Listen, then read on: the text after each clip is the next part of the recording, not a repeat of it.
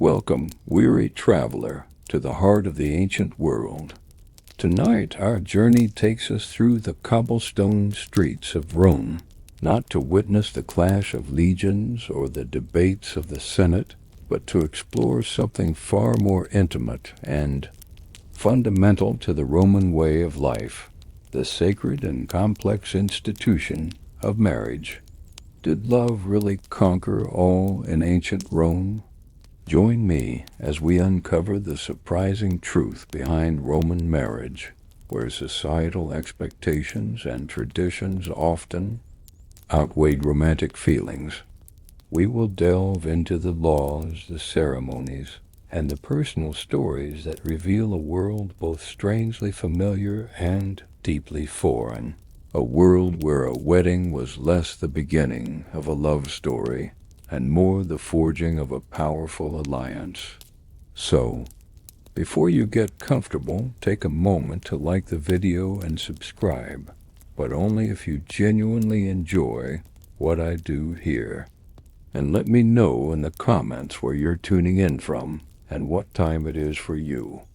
It's always fascinating to see who's joining us from around the world.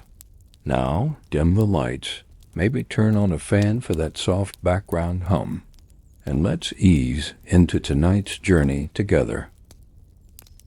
For the Romans, marriage was, above all, a social and political instrument.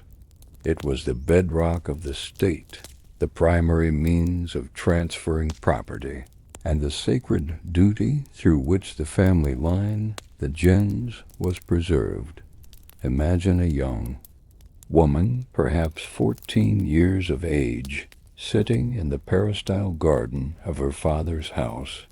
She hears the low murmur of voices from the tablinum, the study where her father conducts his business. She cannot make out the words, but she knows. The conversation is about her. It is the sound of her future being constructed, brick by brick, not by her own hands, but by the hands of the men who legally control her.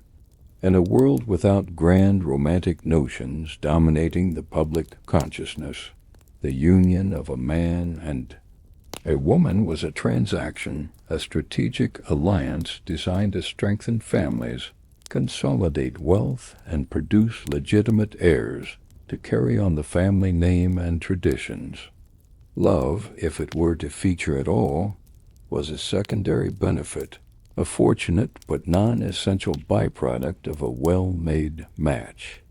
The poet Ovid might write extensively on the arts of love and seduction, but the law and the customs of the Roman people were concerned with far more practical matters. A good marriage was not one filled with passion, but one that brought honor, status, and stability to the households it united. The entire concept was built upon the immense importance of lineage. A Roman did not see himself merely as an individual, but as the current link in a long, unbroken chain stretching back through the generations. This chain was the gens, the clan, a collection of families who shared a common name and claimed descent from a single male ancestor.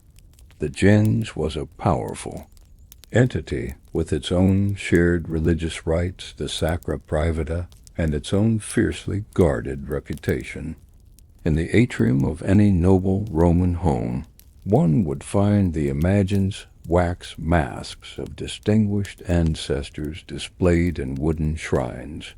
These were not mere decorations. They were a constant, tangible reminder of the family's legacy and the weight of expectation. They were the silent audience for every major family event, and their gaze fell heaviest upon the matter of succession. To die without a legitimate heir was not just a personal tragedy, it was a betrayal of the ancestors. It meant the chain was broken. The family's name could be extinguished, and its sacred rites, which honored the spirits of the dead, would cease. Therefore, the single most important duty of a Roman of status was to marry and produce children. The marriage was the vessel, the heir was the precious cargo, and the continuation of the gens was the destination. Seen through this lens, the choice of a spouse became less about personal compatibility and more about the suitability of their lineage, the health of their stock, and the political or financial advantages their family could bring to the union. Central to this entire structure was the towering legal concept of patria potestas, or the power of the father. This was not merely the authority of a modern parent. It was an absolute and lifelong power vested in the head of the family, the paterfamilias. This power was unique in the ancient world for its severity and duration. Under Roman law, the paterfamilias held complete control over his children, his grandchildren through his sons, and even his great-grandchildren so long as he lived. His authority, his potestas, was total. In the early days of the Republic, this included the notorious jus vita nescis, the power of life and death, though by the late Republic this right was rarely exercised and was constrained by public opinion and custom. More pressingly, his power was economic. A son, even a grown man serving as a consul, a general celebrated for his triumphs, or a renowned orator swaying the Senate, legally owned nothing. His earnings, his properties, any inheritance he received, all of it belonged to his paterfamilias. He was an agent of the family fortune, not its owner. This had profound implications for marriage. A young man could not marry without his father's consent, and the dowry his bride brought with her would be legally controlled, not by him, but by his father. For a daughter, this power was even more definitive, as it would dictate the course of her entire life. Her marriage was not her choice. It was her father's strategic decision. He would select her husband, negotiate the terms of the dowry, and officiate the moment she passed from his control to another's. This transfer of authority was the very essence of many Roman marriages. The selection process was a careful calculation.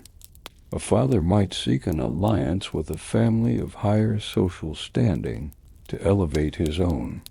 He might seek to marry his daughter to the son of a business associate to solidify a commercial partnership, or he might use his daughter's hand to mend a political rift or forge a new faction in the complex power struggles of Rome. The girl herself was a pawn, albeit a cherished and valuable one, in a game played by men for the benefit of the gens. Her own feelings were, from a legal and social standpoint, almost entirely irrelevant. The expectation was one of quiet compliance and dutiful acceptance of her father's will, for his will was the will of the family. This power only ceased upon the death of the paterfamilias. Only then would his sons become paterfamilias of their own households, and his daughters, depending on the nature of their marriage, might find themselves on the path to legal independence. There were two primary forms of marriage that defined the legal status of the wife: marriage in manu and marriage sine manu. The older, more traditional, and in many ways more severe form was marriage cum manu, meaning with the hand. In this arrangement, the wife passed entirely from the legal control of her father, her paterfamilias, into the legal control of her husband. More precisely, she entered the manus of her husband, which placed her legally within his family, or, if her husband was himself still under the authority of his own father, she fell under the patria potestas of her father-in-law. In the eyes of the law, her position became analogous to that of her own children. She was filia loco in the place of a daughter to her husband. This had sweeping consequences. Any property she owned and the substantial dowry she brought to the marriage became the absolute property of her husband or his paterfamilias. She lost her connection to her birth family's inheritance rights. She could not own property independently. She could not enter into contracts, and she could not write a will. She was fully and irrevocably absorbed into her husband's lineage.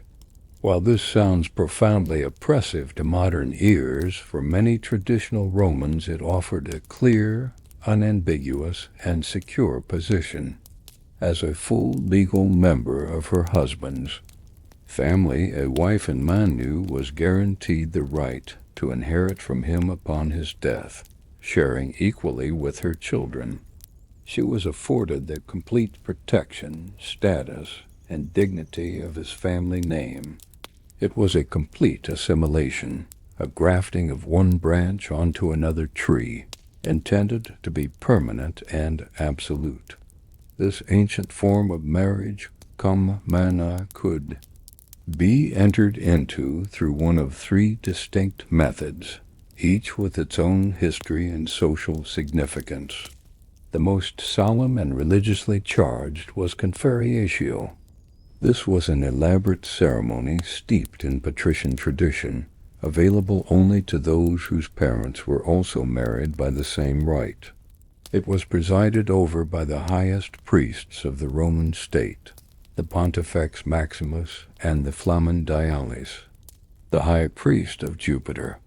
The ceremony involved the couple sitting side by side on stools draped with the fleece of a sacrificed sheep, and sharing a sacred cake made of spelt or far, from which the ceremony took its name.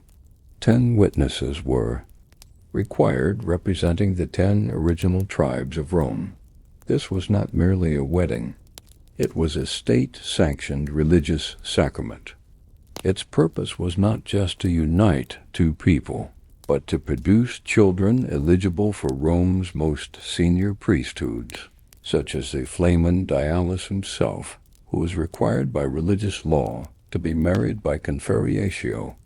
Divorce from such a union was almost impossible, requiring an equally solemn and daunting reverse ceremony called defariatio.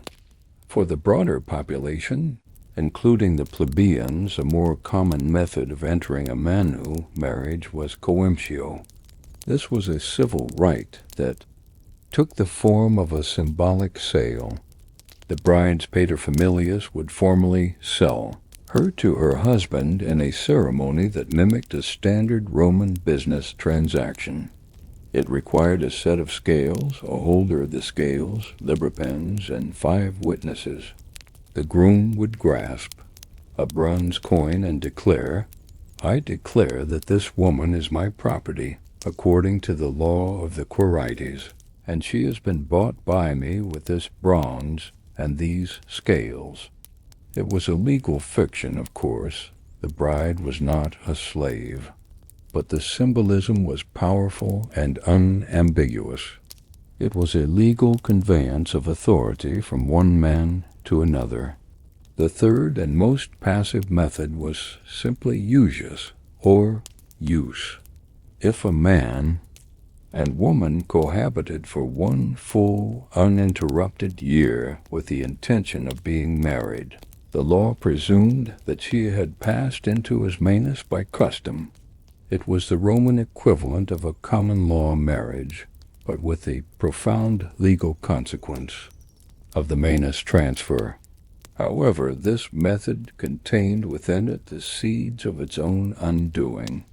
For the law also provided an escape clause. If the wife was absent from the marital home for 3 consecutive nights each year, a period known as the trinoxium, the clock of usus was reset, and the transfer of manus was prevented. This act of strategic absence, the trinoxio abes, became a crucial legal tool and paved the way for the dominance of the newer form of marriage. By the late Republic and flourishing throughout the Imperial period, marriage sine manu, or without the hand, had become the standard, particularly among the upper classes. This arrangement was far more flexible and speaks to a subtle but significant shift in Roman societal values, driven primarily by the economic interests of the powerful patriarchal families. In a sine manu marriage, the wife did not legally pass into her husband's control. She officially remained under the patria potestas of her own father, even after she moved into her husband's home and began a life with him. She was in essence on loan to her husband's family, but never fully a part of it in the eyes of the law. The most significant consequence of this was financial.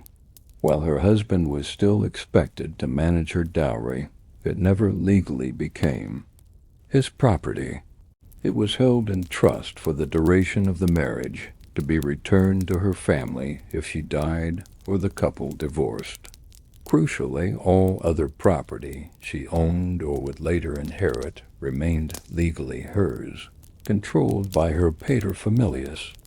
This arrangement became popular precisely because wealthy fathers did not want to see their vast family fortunes and ancestral estates absorbed permanently into another gens. A daughter in a sine manu marriage was still a conduit for her father's wealth, but now it was a temporary investment, not a permanent sale. The implications for women's autonomy were revolutionary. When the father of a woman in a sine manu marriage died, she did not pass into the control of a brother or uncle. She became sui iuris of her own law. She was now a legally independent person. While she was typically required to have a male guardian, a tutor, by the time of Emperor Augustus, this role had become largely symbolic for free-born women with 3 or more children, and the Julian laws further eroded the tutor's power. A woman who was sui iuris could own land, run businesses, inherit vast fortunes, and most importantly, write her own will, directing the flow of her wealth as she saw fit. This created a new class of powerful, fabulously wealthy, and independent women heiresses and widows who became major players in the social and economic life of Rome. This form of marriage, which began as a tool for patriarchs to protect their fortunes, inadvertently created the conditions for a level of female autonomy unparalleled in the ancient world. It also made divorce a much simpler, if still fraught, legal process. Since the wife was never a legal member of her husband's family, a separation required no complex ceremony, merely a clear intention to end the union, often followed by the straightforward return of the dowry. The legal framework of Roman marriage was therefore not a single, static institution, but a complex and evolving system that reflected the changing priorities of Roman society. The choice between a marriage cum manu or sine manu was one of the most consequential decisions a family could make. It defined a woman's legal identity, her relationship to her birth family and her marital family, her financial autonomy, and the very flow of wealth and power across generations. This was the world a Roman couple inhabited, a world built on intricate laws, unbending traditions, and cold-eyed strategy, where the stakes of a union were not merely personal happiness, but the legacy of the ancestors and the future of the gens.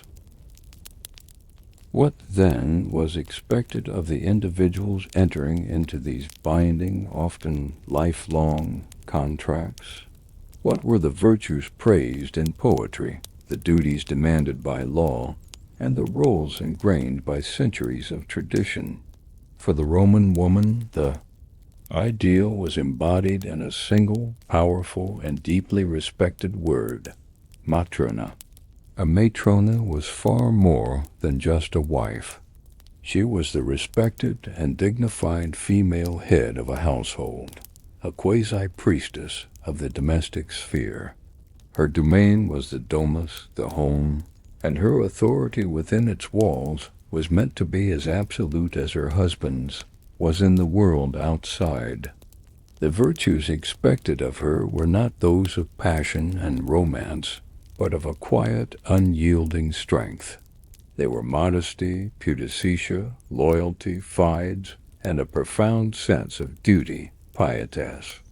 She was to be, in the most perfect and idealized sense, a univira, a one-man woman, faithful to her husband not just in body, but in her unwavering dedication to his family's prosperity, honor, and legacy. The most prized virtue of the matrona was her pudicitia, a concept that translates imperfectly as modesty or chastity. For the Romans, however, pudicitia was an active, almost tangible quality. It was a woman's defining public characteristic, the bedrock of her reputation, and, by extension, that of her entire family. It was visibly demonstrated through her dress and demeanor. She wore the stola, a long, sleeveless tunic that draped to the floor, worn over an inner tunic. It was the exclusive dress of the Roman matron, a symbol of her marital status and respectability. That was legally forbidden to prostitutes or women convicted of adultery. Over this, when she ventured outside the home, she would wear the palla, a large rectangular shawl that could be draped over her head as a veil, shielding her from the public gaze.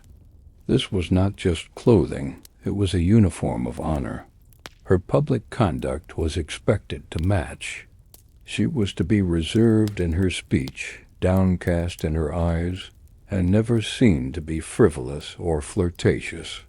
The historian Livy tells the story of the patrician matron Virginia, who was excluded from the shrine of Pudicitia Patricia because she had married a plebeian.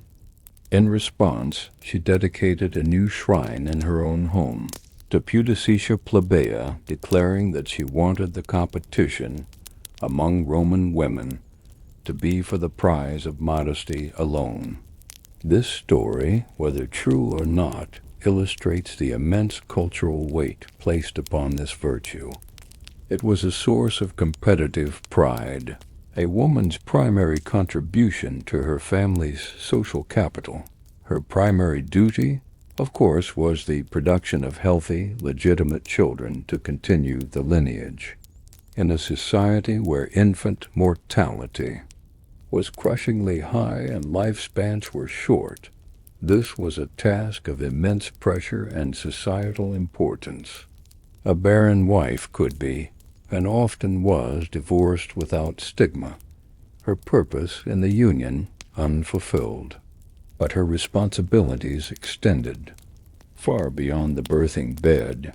The Roman matrona was the chief operating officer of the household. She managed the family's provisions, oversaw the complex hierarchy of slaves, and was responsible for the day-to-day running of an enterprise that, in a wealthy home, could be as complex as a small corporation. She held the keys to the storerooms, a potent symbol of her domestic authority. She directed the cooks, the cleaners, the wet nurses, and the pedagogues who would provide her children's early education. It was her responsibility to ensure the home was a reflection of her husband's status, well-ordered, peaceful, and impressive to his clients and political allies who were frequent visitors. A cornerstone of the matronal ideal was her association with wool-working lanificium. The image of the virtuous wife at her loom was a powerful cultural touchstone, a callback to legendary figures like Lucretia, the wife of Collatinus, whose rape by the king's son led to the overthrow of the monarchy and the founding of the republic. When the men came upon her late at night, she was not gossiping or idling, but was found working wool with her maids. Her virtue was inextricably linked to her domestic industry. This ideal persisted for centuries. Even the Emperor Augustus, in his quest to restore what he saw as the lapsed morals of the Republic, made a point of having his wife, Livia, and his daughter, Julia, publicly engage in spinning and weaving. Of course, a wealthy matrona like Livia did not need to produce the family's clothes. She had hundreds of slaves for that. The act was symbolic. It signaled an adherence to traditional values, a rejection of decadent idleness, and a commitment to the productive, inwardly focused life of the ideal Roman wife. On a Roman woman's tombstone, among the highest praises that could be inscribed were domum servavit, lanum fecit. She kept the house, she made the wool. This simple epitaph spoke volumes, encapsulating a life of dutiful domestic virtue. Beyond the practical, the matrona played a crucial role in the education of her children, educatio liberorum. While her father would oversee the formal education of his sons as they grew older, the mother was responsible for their foundational moral instruction.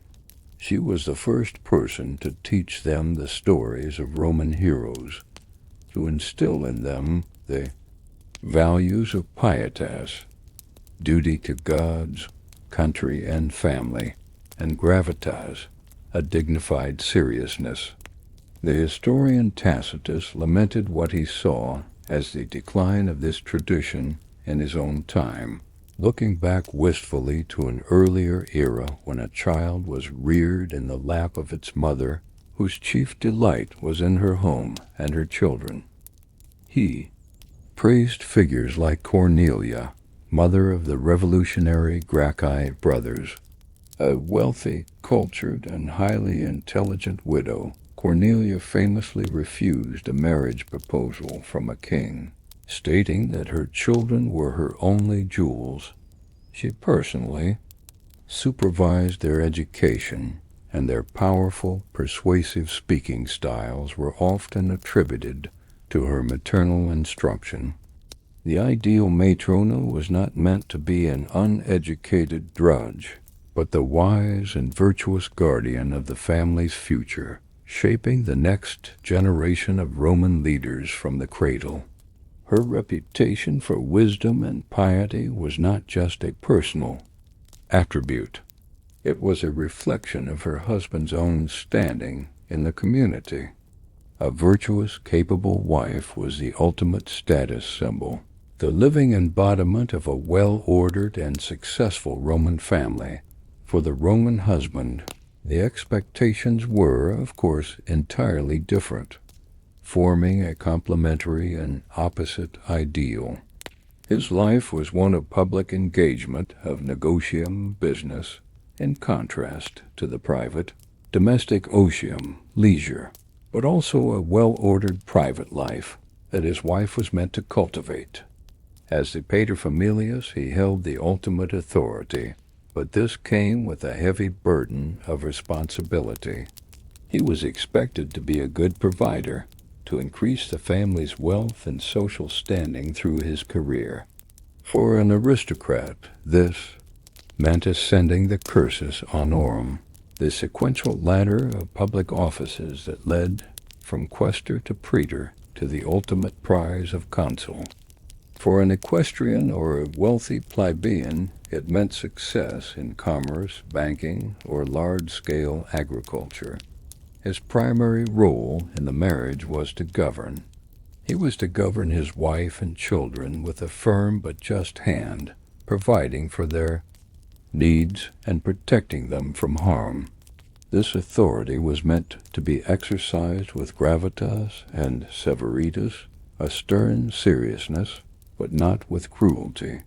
A man who was tyrannical in his own home would lose face among his peers.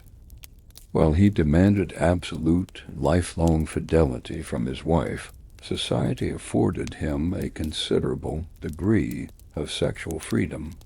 This stark double standard was a fundamental and unquestioned aspect of Roman marriage.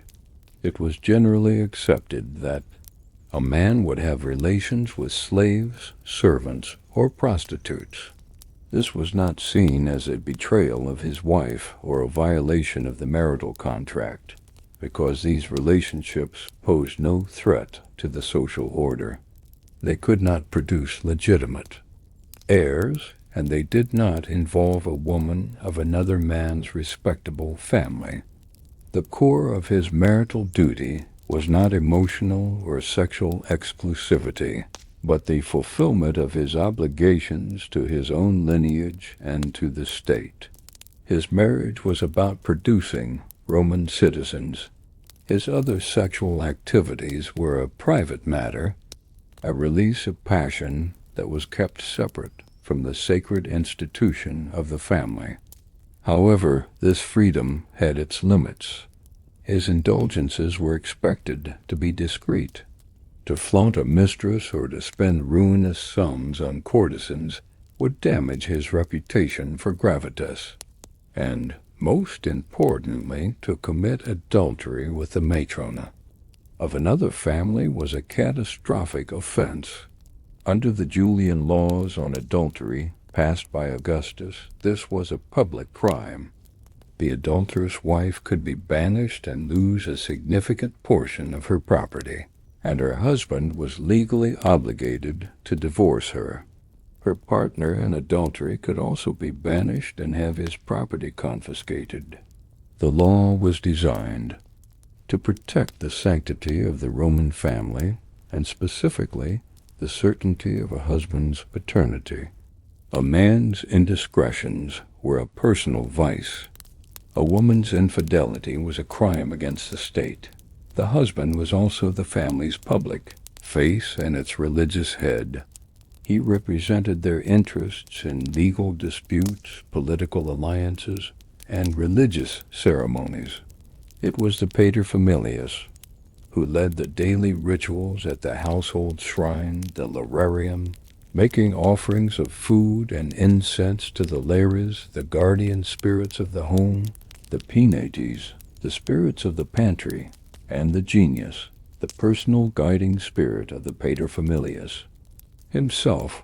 These were not quaint customs. They were the spiritual glue that held the family together and connected it to the divine order.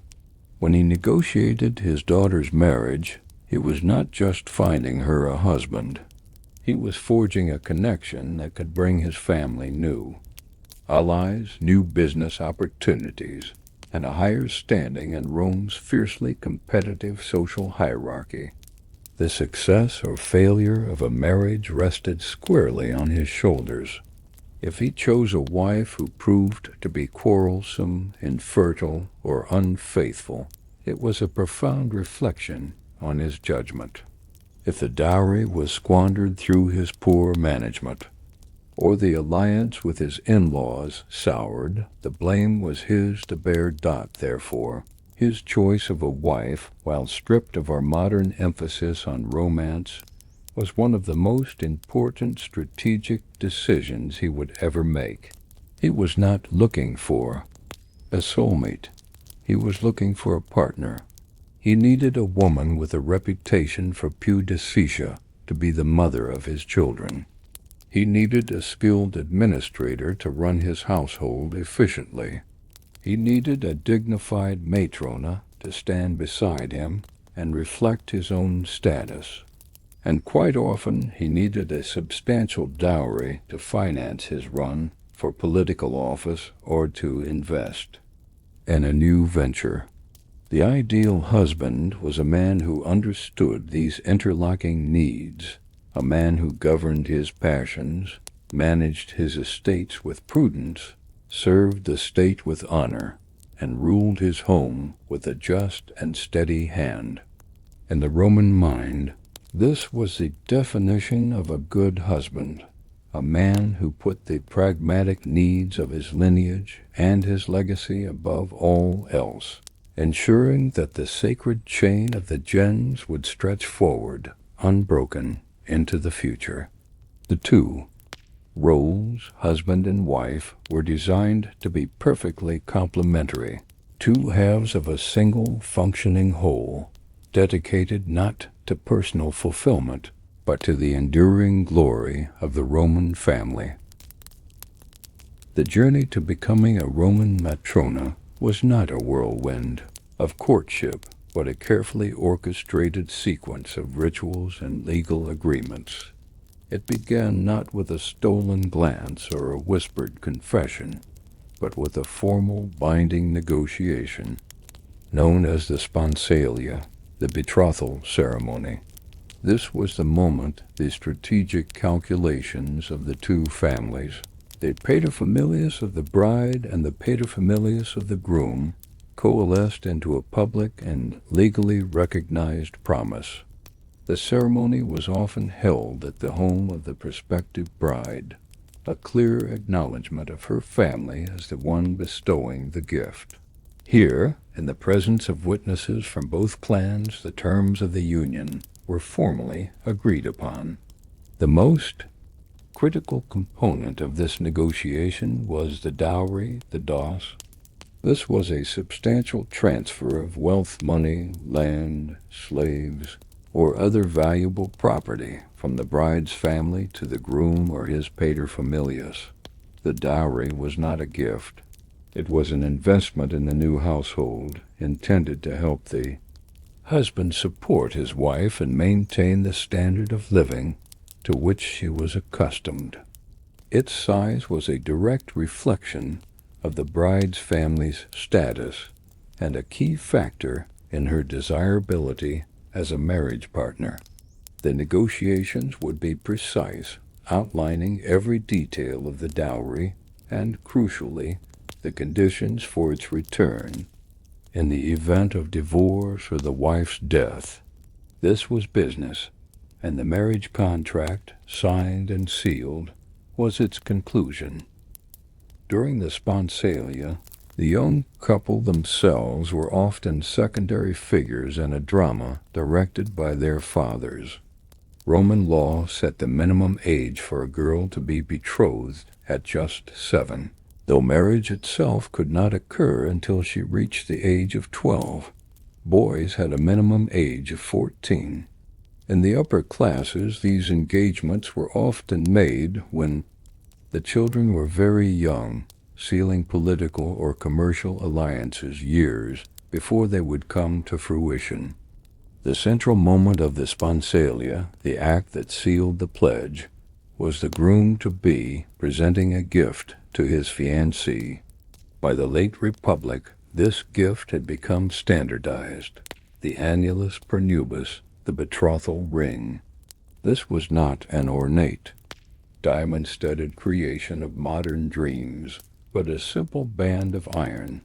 Iron, the metal of strength and endurance, symbolized the permanence of the contract. It was worn not on the right hand of overt action, but on the third finger of the left hand. Roman belief, perhaps influenced by Egyptian and Greek ideas, held that a specific nerve, the vena amoris or vein of love, ran directly from this finger to the heart. Thus, even in this deeply pragmatic ceremony, a sliver of symbolism connected the iron-hard legal contract to the very heart of the bride. Once the ring was placed on her finger, she was no longer just a daughter. She was a woman, promised, her future path set. To break such an engagement was a serious matter, an act of bad faith that could lead to social disgrace and legal action for the return of any gifts. With the betrothal secured, the next crucial decision was choosing the day for the wedding itself, the nuptia. A Roman could not simply pick a convenient weekend. The Roman calendar was a complex tapestry of sacred and profane time, and navigating it required careful consideration and often priestly consultation. An entire year was a minefield of inauspicious dates. All of May was considered unlucky for weddings.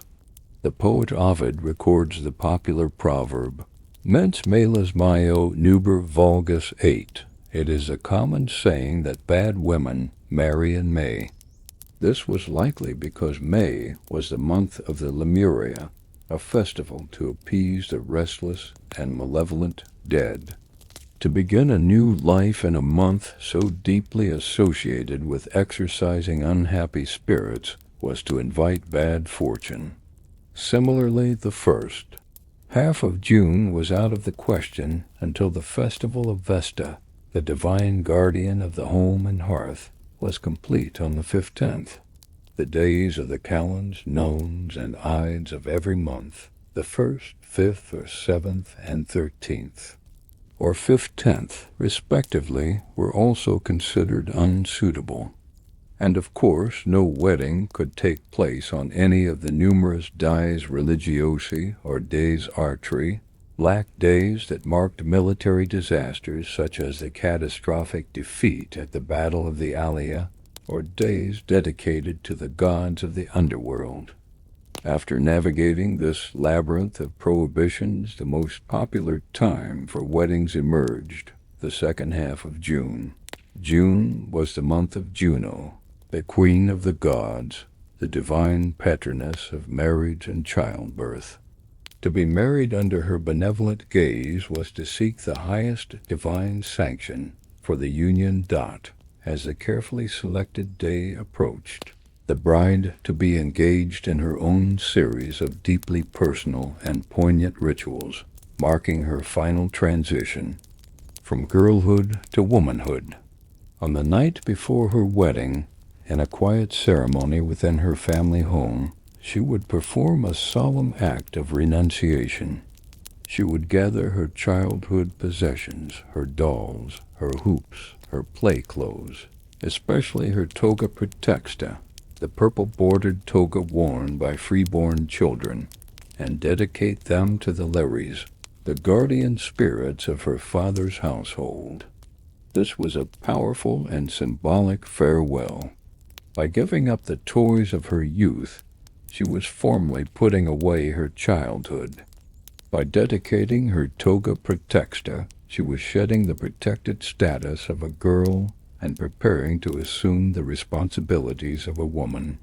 It was a sacrifice, a recognition that the person she had been was now ending, and a new identity was about to be forged. That night, she would sleep in a special tunic, the tunica recta, a simple, straight garment woven in a single piece on an upright loom, just as the mythical ancestors had done. Its unbroken threads symbolized her virginity and the wholeness she brought to the marriage. On the morning of the wedding, the bride's preparations began. This was a transformation, a costuming that would turn her from a daughter into a sponsa, a bride. The tunica recta she had slept in would be her wedding dress, secured at the waist by a simple woolen girdle. This girdle was tied in a special, intricate knot, the nodus Herculaneus, the knot of Hercules. Hercules was a figure associated with strength, good fortune, and crucially fertility. He was said to have fathered 70 children. This knot was a powerful magical charm intended to bless the union with many offspring. It was not to be untied by her, but only by her husband, alone with her in the marriage chamber, a clear and potent symbol of the consummation to come. Her hair, the crowning glory of a Roman woman, would be elaborately dressed. It would be parted into 6 locks using the point of a special bent iron spearhead, a hasta recurva, or hasta calibaris. The symbolism of this ancient ritual is debated. Perhaps it was a remnant of an ancient mock abduction, the spear symbolizing the groom's conquest, or perhaps it was an amulet to ward off evil spirits. These 6 locks were then braided and coiled upon her head, and upon this elaborate coiffure was placed the most distinctive and striking part of her attire, the flammeum. The flammeum was a large, flame-colored veil, a brilliant shade of orange-yellow, that completely enveloped the upper part of her head and face. Its color was a symbol of the sacred fire of Vesta, the eternal flame that represented the life of the Roman state, and, by extension, the life of the Roman family. By wearing it, the bride became a sacred vessel, her modesty shielded, her identity half hidden until she was formally revealed to her husband. On top of the flammeum, she wore a wreath of fresh flowers that she had gathered herself, a symbol of fertility and her connection to the natural world. Her ensemble was complete. She was not a vision in white, but a blaze of color, a figure steeped in layers of magical and religious symbolism, ready for the ceremonies to begin. The groom, meanwhile, would be dressed in his finest toga, clean and white, looking every bit the respectable Roman citizen ready to found a new household. He, along with his own family and friends, would proceed to the bride's house, where the main event would take place. The wedding ceremony proper, the nuptia, was held at the bride's father's home. It began with a sacrifice. An animal, usually a pig or a sheep, was sacrificed to the gods, and a trained priest, a haruspex or an auspex, would examine its entrails, particularly the liver. This was a critical moment of divination. The gods had to give their approval. If the omens were unfavorable, if the liver was discolored or misshapen, the wedding could be postponed, a terrifyingly bad start to a new union. Assuming the gods were pleased, the human part of the ceremony could proceed. The key ritual was the dextromenjunctio, the joining of the right hands. The bride and groom were brought together by a pronuba, a matron of honor who had to be a univira, a woman who had only been married once, symbolizing marital fidelity and longevity. She would take the bride's right hand and place it in the groom's. This simple, elegant gesture was the physical manifestation of the marriage agreement. It was their moment of consent, the visible sign that they were now joined. Following this, the marriage contract, which had been agreed upon at the betrothal, was brought out and formally signed by both parties and by their witnesses. Then, to the sound of congratulations, feliciter, good luck, the celebrations could begin with a lavish feast, the cena nuptialis, hosted and paid for by the bride's father Dot as evening fell, the final and most dramatic part of the wedding. Day began, the deductio, the procession that would take the bride from her father's home to her new life in the house of her husband. This was no quiet departure. It was a loud, boisterous, and public spectacle. The procession was lit by torches, carried by boys who had to have both parents still living, another omen for a long family life. Flute players filled the air with music, and the crowd sang traditional wedding hymns, the hymnae. The bride herself was ceremonially abducted from her mother's arms, a ritualistic nod to the legendary rape of the Sabine women, a foundational myth of Rome that tied marriage to an act of forceful acquisition. As the procession moved through the streets, the groom would scatter nuts to the crowd of children who followed, a symbol of his own departure from childhood and a wish for fertility. The crowd, in turn, would shout lewd and teasing jokes, known as fecinine verses at the groom. This ritualized obscenity was thought to be a powerful tool to ward off the evil eye and any envious spirits that might seek to harm the couples. Happiness and fertility. Finally, the procession would arrive at the threshold of the groom's home, the boundary line of her new world. Here, the final rituals took place. The bride would anoint the doorposts with oil and adorn them with wool, an act that sanctified her new home and symbolized her future role as its keeper and weaver. Then came the most famous tradition of all. She could not step across the threshold herself. She had to be lifted over it by her new husband or by his attendants. This was done to prevent her from tripping, an omen so disastrously bad it could doom the marriage from the start. It also symbolized her helplessness without her husband and her clean break from the spirits of her old home. Once inside, she was formally presented with the two essential elements of life, fire and water.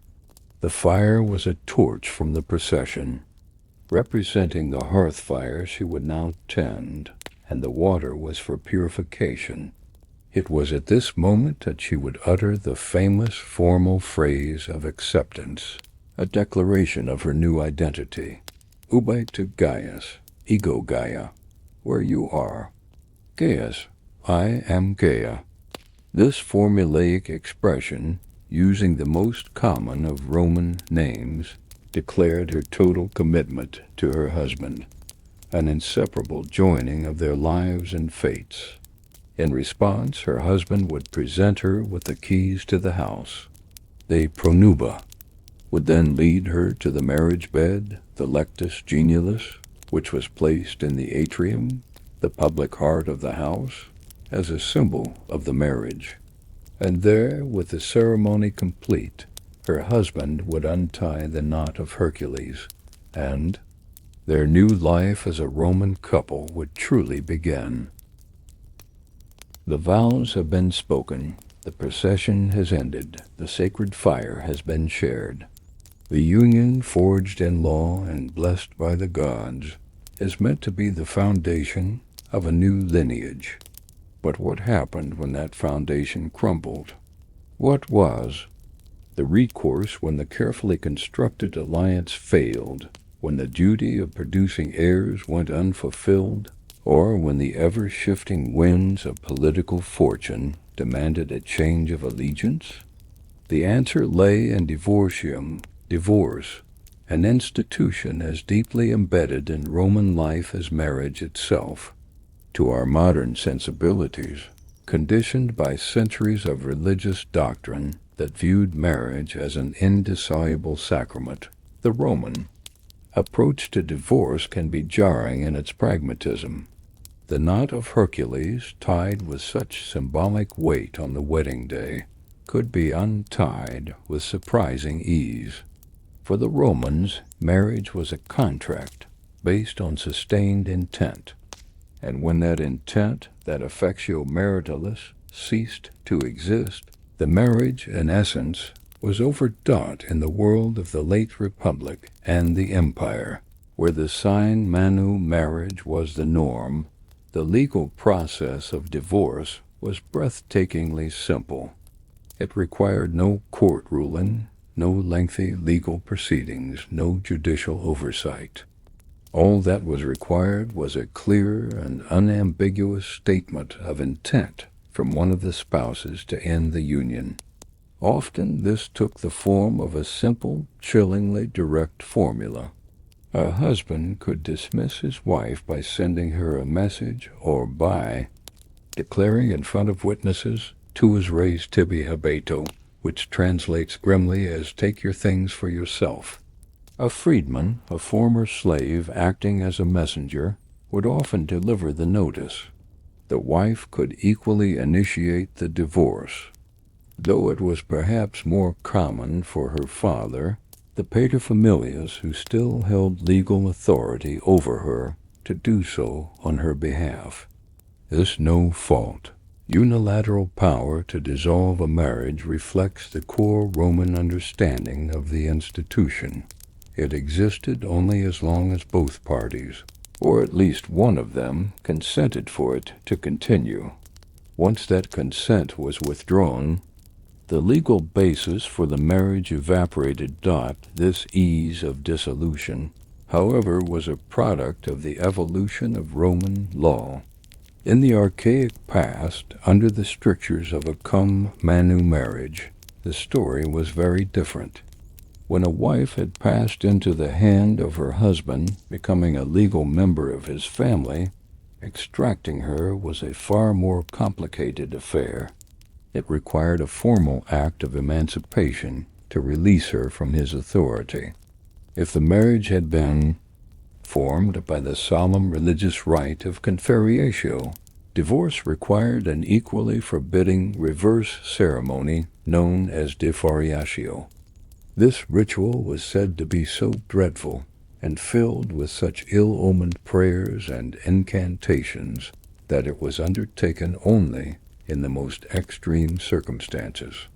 A divorce from a marriage made by symbolic sale, coemptio, required a corresponding act of symbolic resale, a remancipation. The complexity and severity of these old forms gradually fell away as the more flexible sine manu marriage, with its clear financial and legal separation, rose to prominence. For the Romans of Cicero's or Augustus's time, the question was not whether you could divorce, but whether you should, and what the consequences would be. While legally no formal grounds were required, society, with its powerful undercurrents of custom and reputation, certainly recognized legitimate and illegitimate reasons for ending a marriage. At the dawn of the tradition, the right to divorce was exclusively the husband's.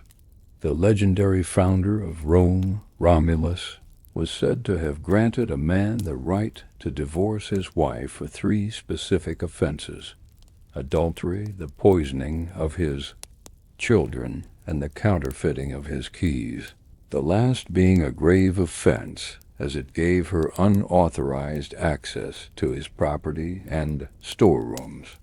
The earliest recorded instance of a Roman divorcing his wife comes from the 3rd century B.C., the case of Spurius Carvilius Ruga.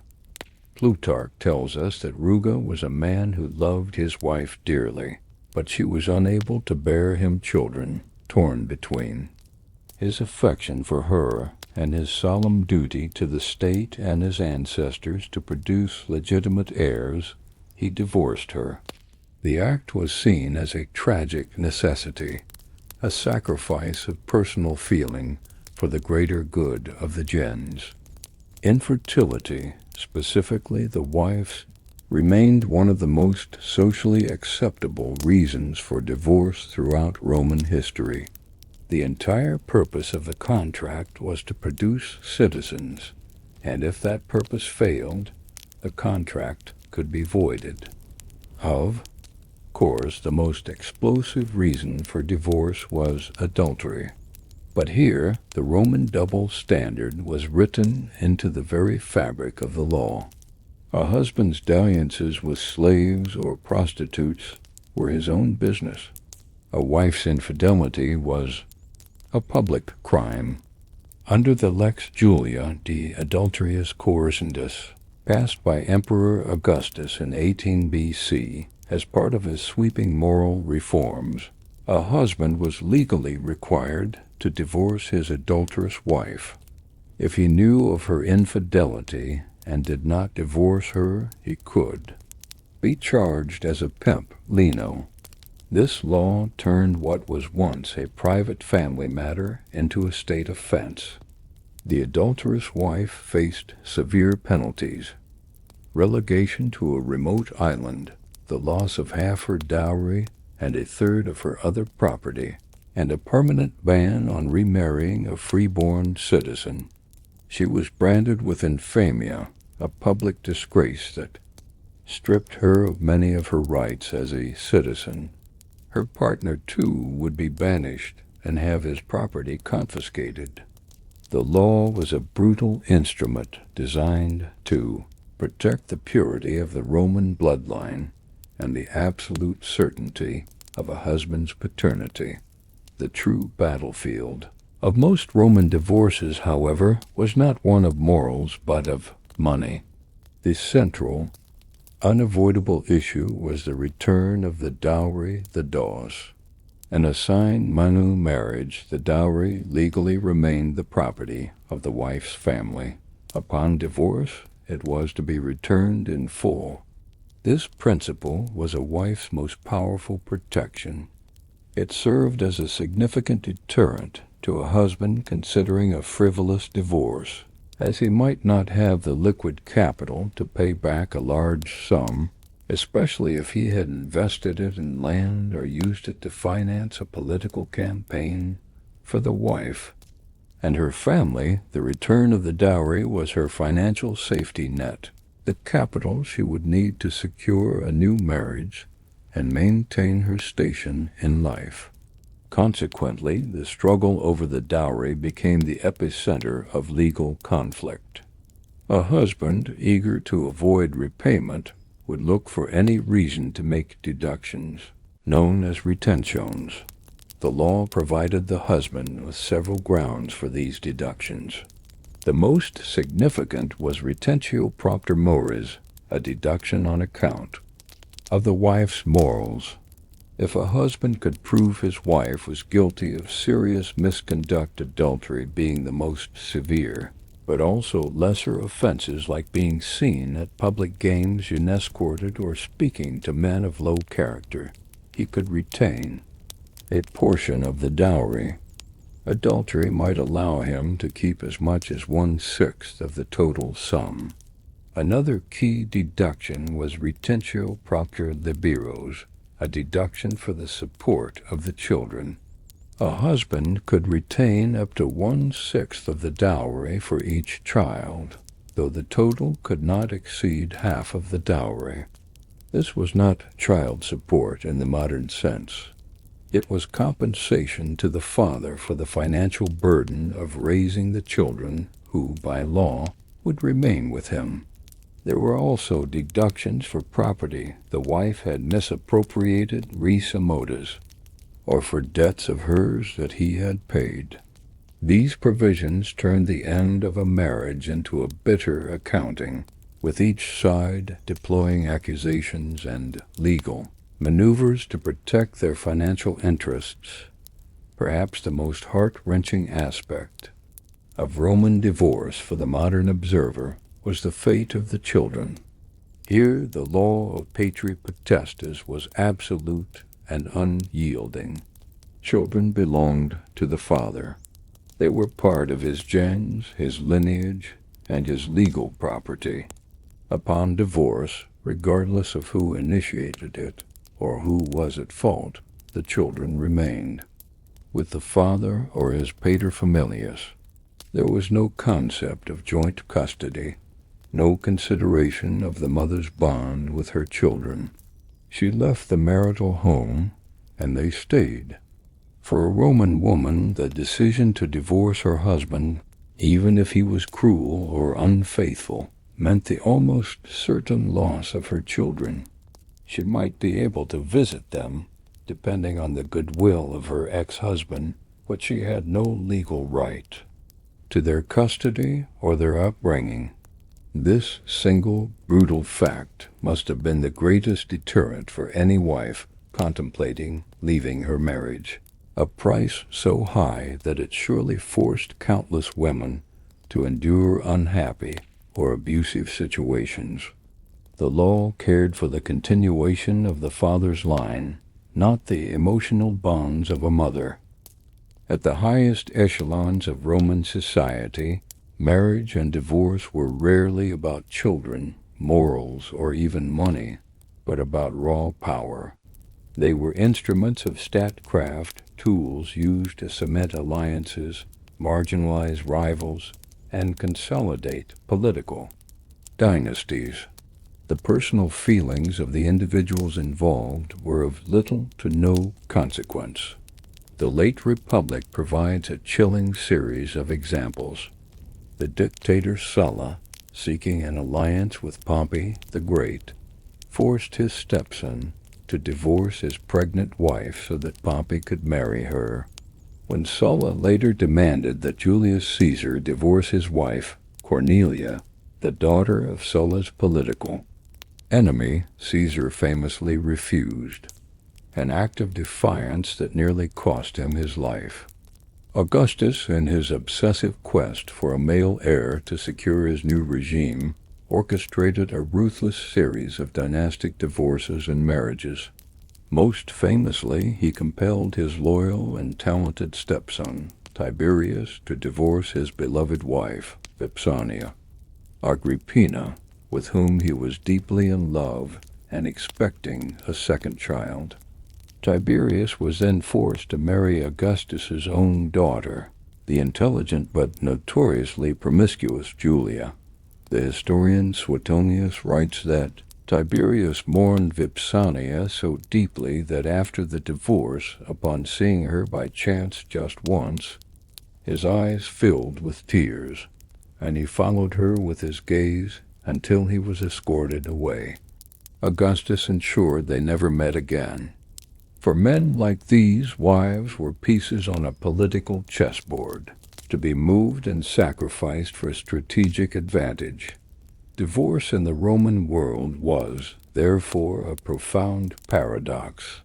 It was a testament to a woman's potential legal and financial autonomy, particularly in the sine manu era, offering an escape from a failed union that was unavailable to many women for the next 2,000 years.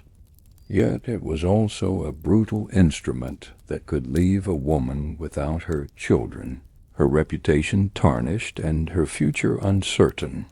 It stripped away all pretense of romance and exposed the Roman marriage for what it was at its core, a social and financial contract. When the contract was broken, the assets were liquidated, the children were assigned to their legal owner, and the parties went their separate ways, often to forge a new, more advantageous alliance. The untying of the knot was rarely a quiet, personal sorrow. It was a public unraveling of a family's fortune, reputation, and power. For all the strategic alliances, the legal contracts, and the cold-eyed negotiations, the Roman institution of marriage had a single overriding purpose that eclipsed all others: the creation of legitimate children.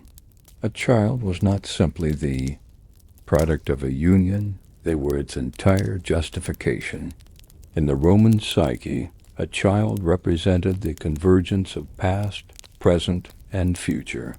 They were the vessel of the ancestors' bloodline, the living proof of the family's vitality in the present, and the sole guarantee of its continued existence into the future.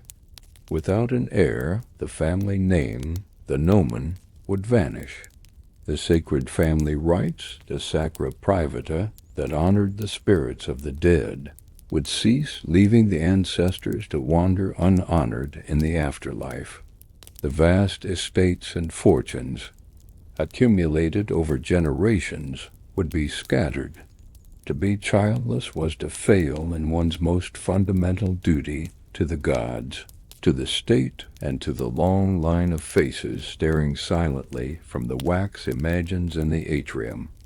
This immense pressure, this existential need for an heir, transformed the act of childbirth from a private joy into a matter of public consequence and profound anxiety. The process of birth itself was fraught with peril. In a world without modern medicine, sanitation, or surgical intervention, childbirth was one of the leading causes of death for women. Every pregnancy was a gamble with fate.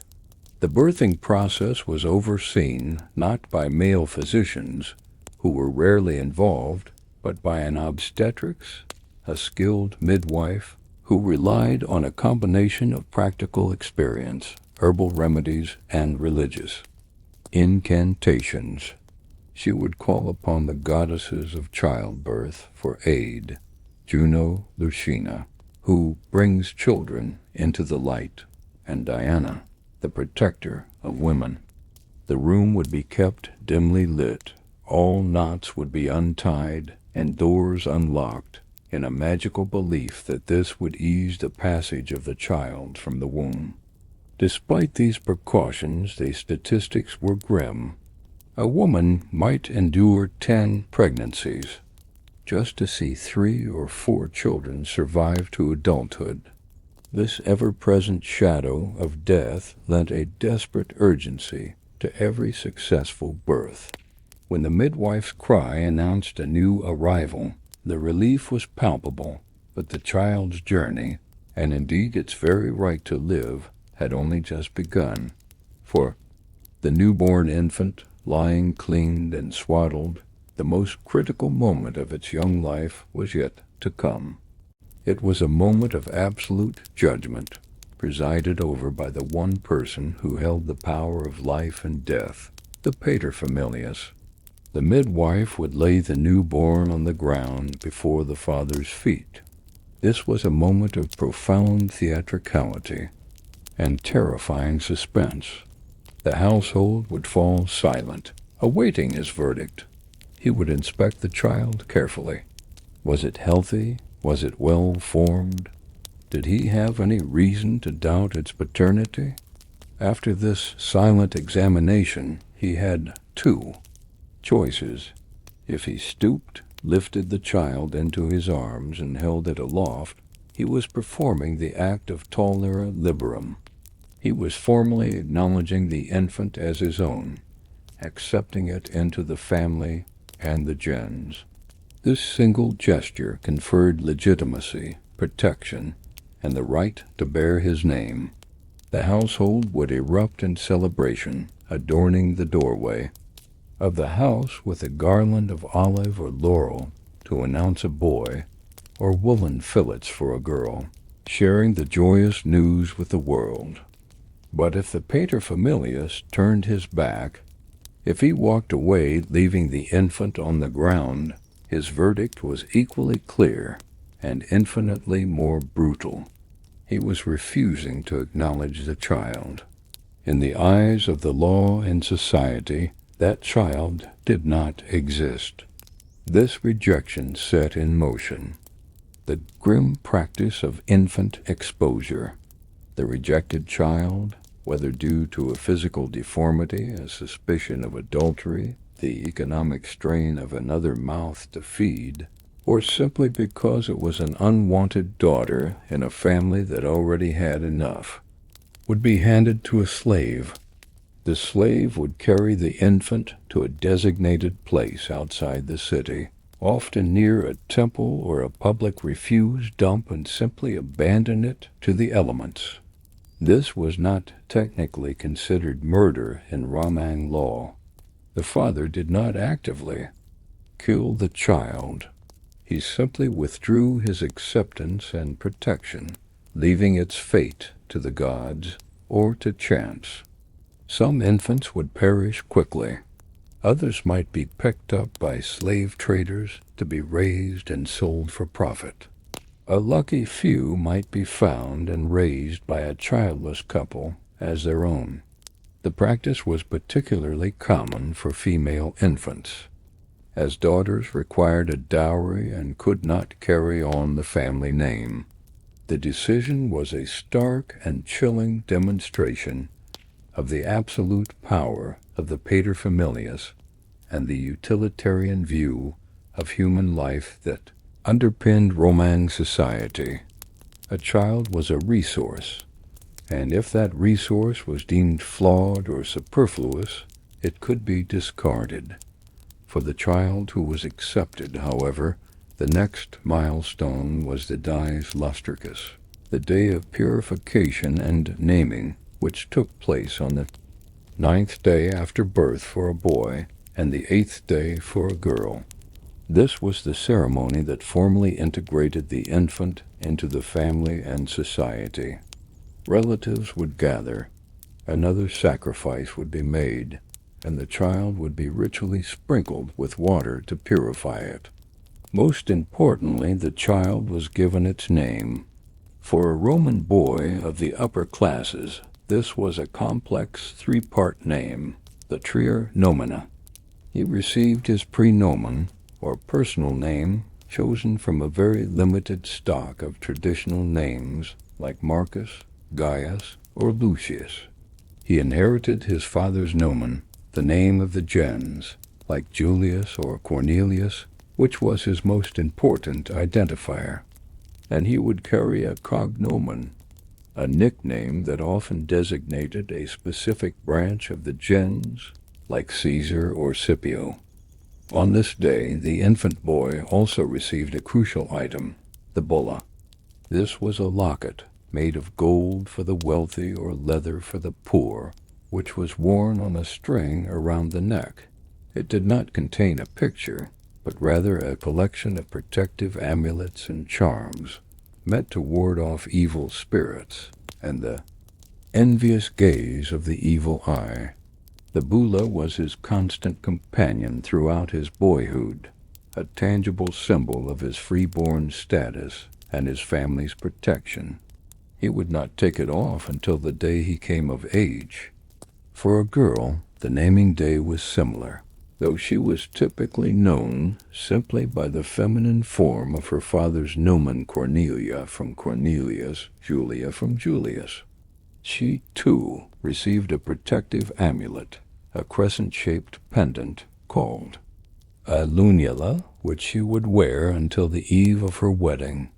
These amulets were a constant reminder of the fragility of childhood and the ever-present need for divine and magical protection in a dangerous world. The early years of a child's life, the educatio, were spent in the female-dominated world of the Domus. The mother was seen as the primary source of moral instruction, teaching the foundational Roman values of piety, duty, and respect for tradition. Figures like Cornelia, mother of the Gracchi, were held up as the ideal.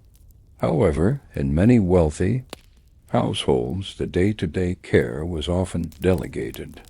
A wet nurse or nutrix, often a slave, would breastfeed and care for the infant. As the child grew, their constant companion and first teacher was the pedagogus, a male slave, usually of Greek origin, who would escort the children, protect them from the dangers of the street, and teach them the basics of literacy.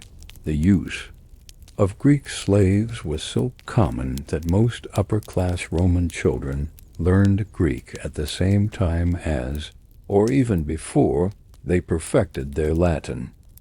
As children approached adolescence, their paths diverged sharply based on gender.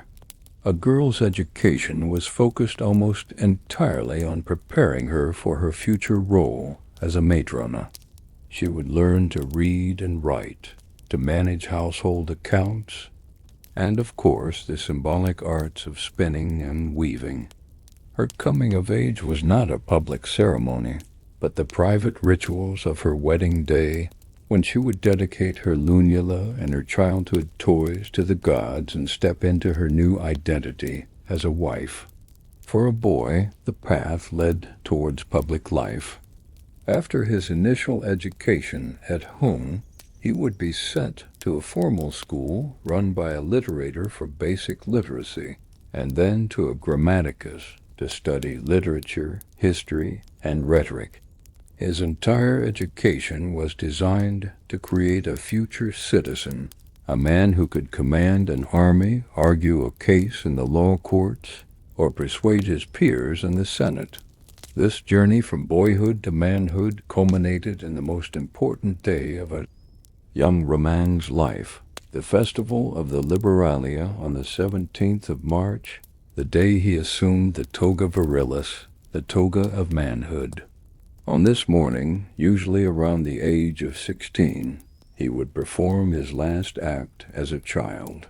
He would ceremonially remove his bulla and his purple-bordered toga praetexta, dedicating them to the lares of his father's house. He then dressed for the first time in the plain, unadorned, all-white toga of a Roman citizen.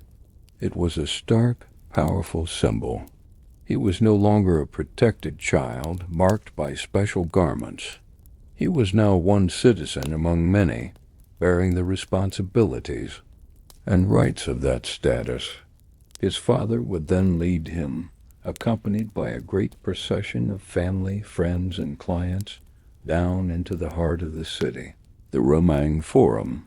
There, his name would be formally inscribed in the roll of citizens. He was now a man legally able to vote, to own property, in theory, though still under his father's potestas, and to marry. The day would end with a great feast back at the family home, a celebration of the successful forging of a new link in the family chain. Yet, what if this chain could not be forged by nature? What if a marriage, for all its hopes, remained barren? For the Roman aristocracy, there was a solution as pragmatic and powerful as divorce: adoption. Adoption in Rome was not about providing a loving home for a needy orphan. It was a legal and strategic tool for ensuring the survival of the gens. A man without a son could adopt a grown man from another family, often a nephew or a promising young politician, who would then legally become his son.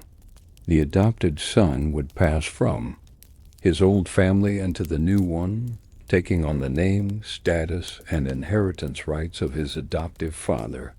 He would renounce his birth family and become the new heir, responsible for continuing the family name and performing the sacred rites. This was how the great political dynasties were maintained. Emperor Augustus, himself the adopted son of Julius. Caesar used adoption to secure his legacy, eventually adopting his stepson Tiberius to succeed him. The famous era of the 5 good emperors, from Nerva to Marcus Aurelius, was a chain of adoptions, with each emperor choosing the most capable man in the empire to be his son and heir, rather than relying on the lottery of birth. Adoption was the ultimate failsafe, a testament to the Roman belief that legacy was something to be constructed with intent, not left to chance.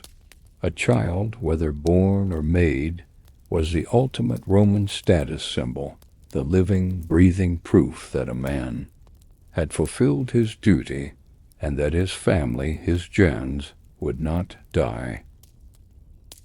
Once the rituals were complete and the threshold was crossed, the bride entered the space that would define the rest of her life, the Domus. The Roman house was far more than a mere dwelling.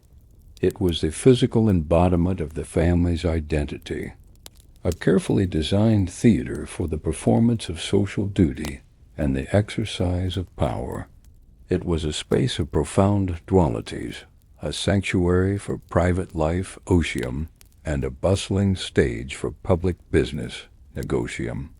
A kingdom where the matrona held domestic sway, and a platform from which the paterfamilias projected his influence into the wider world. The very architecture of the home, with its progression from public-facing atrium to the secluded privacy of the garden peristyle, mirrored the complex, gendered roles of the husband and wife who inhabited it. It was within these walls that the abstract legal contracts and social expectations of Roman marriage were translated into the tangible, daily reality of cohabitation, management, and partnership. For the new wife, the Domus became her universe. Her authority, her purpose, and her reputation were now inextricably bound to this space. As the domina, the mistress of the house, she was charged with its complete and total management. Her day did not begin with idle leisure, but with a series of tasks and responsibilities that underscored her role as the chief operating officer of a complex and demanding enterprise. Her first and most public duty was to present the proper face of the family to the outside world. In the grand atrium she was on display. It was here that she would receive respectable visitors, other matrons from families of similar standing, to engage in the kind of conversation that built social networks and cemented alliances among the women of the elite. Every detail of this space was a reflection on her and her husband. The gleaming polish on the wooden shrines of the ancestors, the imagines, the cleanliness of the mosaic floors, the freshness of the water in the impluvium, all of it spoke to her skill as a manager.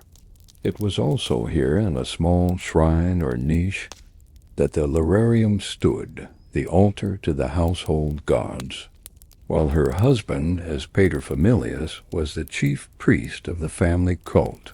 It was the domina who was expected to maintain its daily sanctity, ensuring that the images of the Lares and Penates were kept clean and honored. Beyond this public-facing role, her true work lay in the command of the household staff, the familia. In a wealthy Roman home, this was no small task. The familia was a vast and intricate hierarchy of slaves, each with a specific function, and it was the dominus' job to direct them all. The staff was broadly divided into the urban household, familia urbana, and the slaves who worked the families, country estates, familia rustica. The Jumina would be primarily concerned with the former. She held the keys to the storerooms, Sele, a potent symbol of her domestic power, granting her control over the family's supply of food, wine, oil, and expensive textiles. She would instruct the cook, kokus, on the menu for the day, oversee the weavers, textresses at their looms, and direct the cleaners. She would have her own personal attendants, the ornatresses, highly skilled slave women responsible for her elaborate hairstyles and makeup. She would have to manage the household accounts, often working with a skilled slave accountant, calculator, tracking every expenditure to ensure the household ran efficiently and within its means. This was not simply a matter of giving orders. The domina had to be a master of logistics and human resources. She had to mediate disputes among the slaves, see to their health and rations, and mete out punishments for laziness or insubordination. The relationship between a mistress and her slaves could be deeply complex, ranging from genuine affection and reliance to casual cruelty.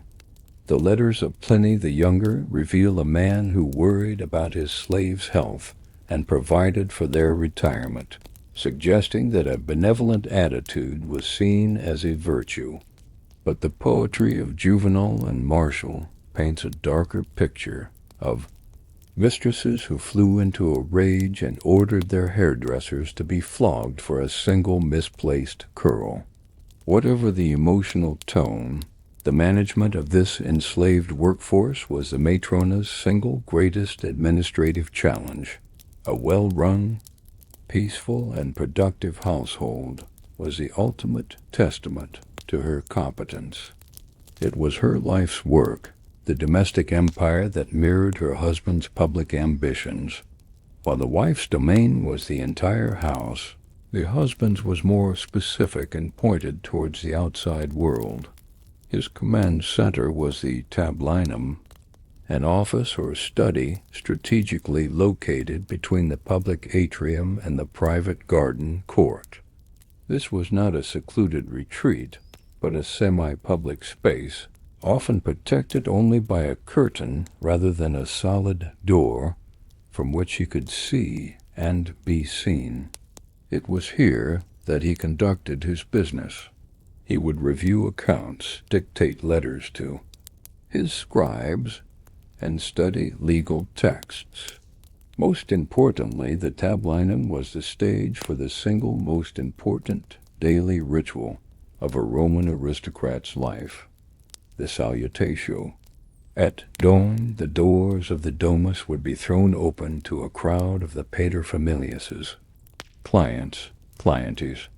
These were men of lower social standing freedmen, poor citizens, aspiring artists who depended on the patronage of the great man. They would flow into the atrium and one by one be admitted to the tablinum to pay their respects. They would greet their patron, receive his greeting in return, and perhaps ask for legal advice, a small loan, or a recommendation for a job. In return for his support, they offered him their political loyalty, their vote in the assemblies, and their presence, a walking, talking testament to his power and influence. The size of the crowd at a man's salutatio was a direct measure of his importance in the city.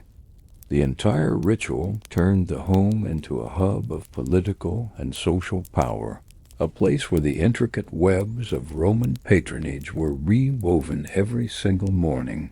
Following the salutatio, the paterfamilias would depart for the public business of the day, a journey to the law courts, the Senate House, or the bustling markets of the Forum. His home had served its purpose as his launching pad. Yet it would become a stage once more in the evening, with the arrival of the cena, the dinner party. This was no simple family meal. The cena was a critical social institution, another opportunity to display wealth, sophistication, and influence. The wife's managerial skills were put to the ultimate test here. She would have overseen the elaborate menu, the procurement of exotic ingredients, and the training of the serving staff. The dinner itself took place in the triclinium, a dining room outfitted with 3 large couches arranged in a U shape around a central table. Guests did not sit, but reclined, leaning on their left elbow, a posture of elite relaxation. The seating arrangement was rigidly hierarchical, with the host in the position of authority and the guest of honor placed beside him. The food was a spectacle. Course after course would emerge from the kitchens. Elaborate appetizers, crustaceo, multiple main courses, prime adultery mensae, featuring expensive fish, game, and sauces designed to surprise and delight the palate. And finally, the dessert secundae mensae. Between courses there would be entertainment, musicians, acrobats, dancing girls, or even a reading from a famous poet or a debate led by a hired philosopher. The host presided over all of this, guiding the conversation, ensuring the wine flowed freely, and using the event to flatter his superiors, impress his peers, and indent his inferiors. In the early republic, a respectable matrona would not have attended such a party, or at best would have sat upright and separate from the reclining men. But by the late republic and empire, it became common for the domina to recline and participate, fully engaging in witty conversation and demonstrating her own culture and education. Her graceful presence and skillful management of the event were essential to its success, and, by extension, to her husband's social standing. Given this backdrop of public performance and pragmatic management, what was the emotional landscape of the Roman marriage? Was there room for love and affection in a structure built on duty and law? The official record, the legal texts, the formal histories is largely silent on the matter, concerned as it is with property and politics. The prevailing ideology, stressed not amor, passionate, romantic love, but virtues like fides, the unwavering loyalty and trust between partners, and concordia, a harmonious working relationship. A husband and wife were first and foremost partners in a shared enterprise, the advancement of the family. Their relationship was judged by its success in this mission. They were expected to be united in their goals for their children's futures, for the increase of the family's wealth, and for the maintenance of its honorable reputation. Yet, glimpses of a more tender reality survive, peeking through the stern facade of Roman gravitas. In the vast collection of letters from the orator and statesman Cicero, we see the texture of his long and often strained marriage to Terentia. His letters are filled with practical concerns about money, property, and the political turmoil that often separated them. But he also calls her mi vita, mi desideria, my life, my darling, and expresses deep anxiety for her well-being. He relies on her as his staunchest ally and most trusted agent during his exile. Their eventual divorce, after more than 30 years of marriage, seems to have been a bitter and complex affair, a testament to the fact that deep emotional and financial entanglements were not so easily severed. An even more striking example comes from the letters of Pliny the Younger to his young wife, Calpurnia. He writes to her with unabashed affection while they are apart. "I beg you to write to me every day," he pleads, "for I find my greatest comfort in reading your letters when I cannot see you." He praises her intelligence, her thrift, and the way she has set his own poetry to music and sings it. He worries about her health during a miscarriage, expressing a profound and touching grief for their lost child and his fear for her safety. "You will not believe what a longing for you has taken hold of me," he confesses. "The main reason for this is my love." These are not the words of a man fulfilling a cold contract. They are the words of a man deeply in love with his wife. These examples do not invalidate the pragmatic nature of Roman marriage, but they enrich it. They remind us that within the rigid framework of law and tradition, real human beings lived and breathed. While a marriage might be arranged for political gain and a household run with the efficiency of a military barracks, it was still possible for genuine affection, companionship, and even profound love to blossom. The Domus was a stage, but it was also a home. It was a kingdom, but it was also a sanctuary. And for a fortunate few, the partnership forged in law could be transformed by time and shared experience into a bond of the heart. If the home of a typical Roman aristocrat was a stage, then the palace of the emperor was the Colosseum itself, a vast public arena where the futures of women were the blood sport of dynastic survival. For the women of the Imperial family, the wives, daughters, sisters, and mothers of the Caesars, the principles of Roman marriage were magnified to an almost unbearable intensity. Their unions were not matters of family strategy. They were matters of statecraft. Their wombs were not just vessels for heirs. They were the wellspring from which the future of the Roman Empire would flow. They lived lives of unimaginable wealth, prestige, and influence, their images broadcast across the empire on statues and coinage, revered as living goddesses. But this gilded cage was also a place of unparalleled peril, where a failed marriage, an ill-judged word, or the simple misfortune of backing the wrong contender for the throne could lead not just to divorce, but to exile, imprisonment, and a Quiet, state-sanctioned death.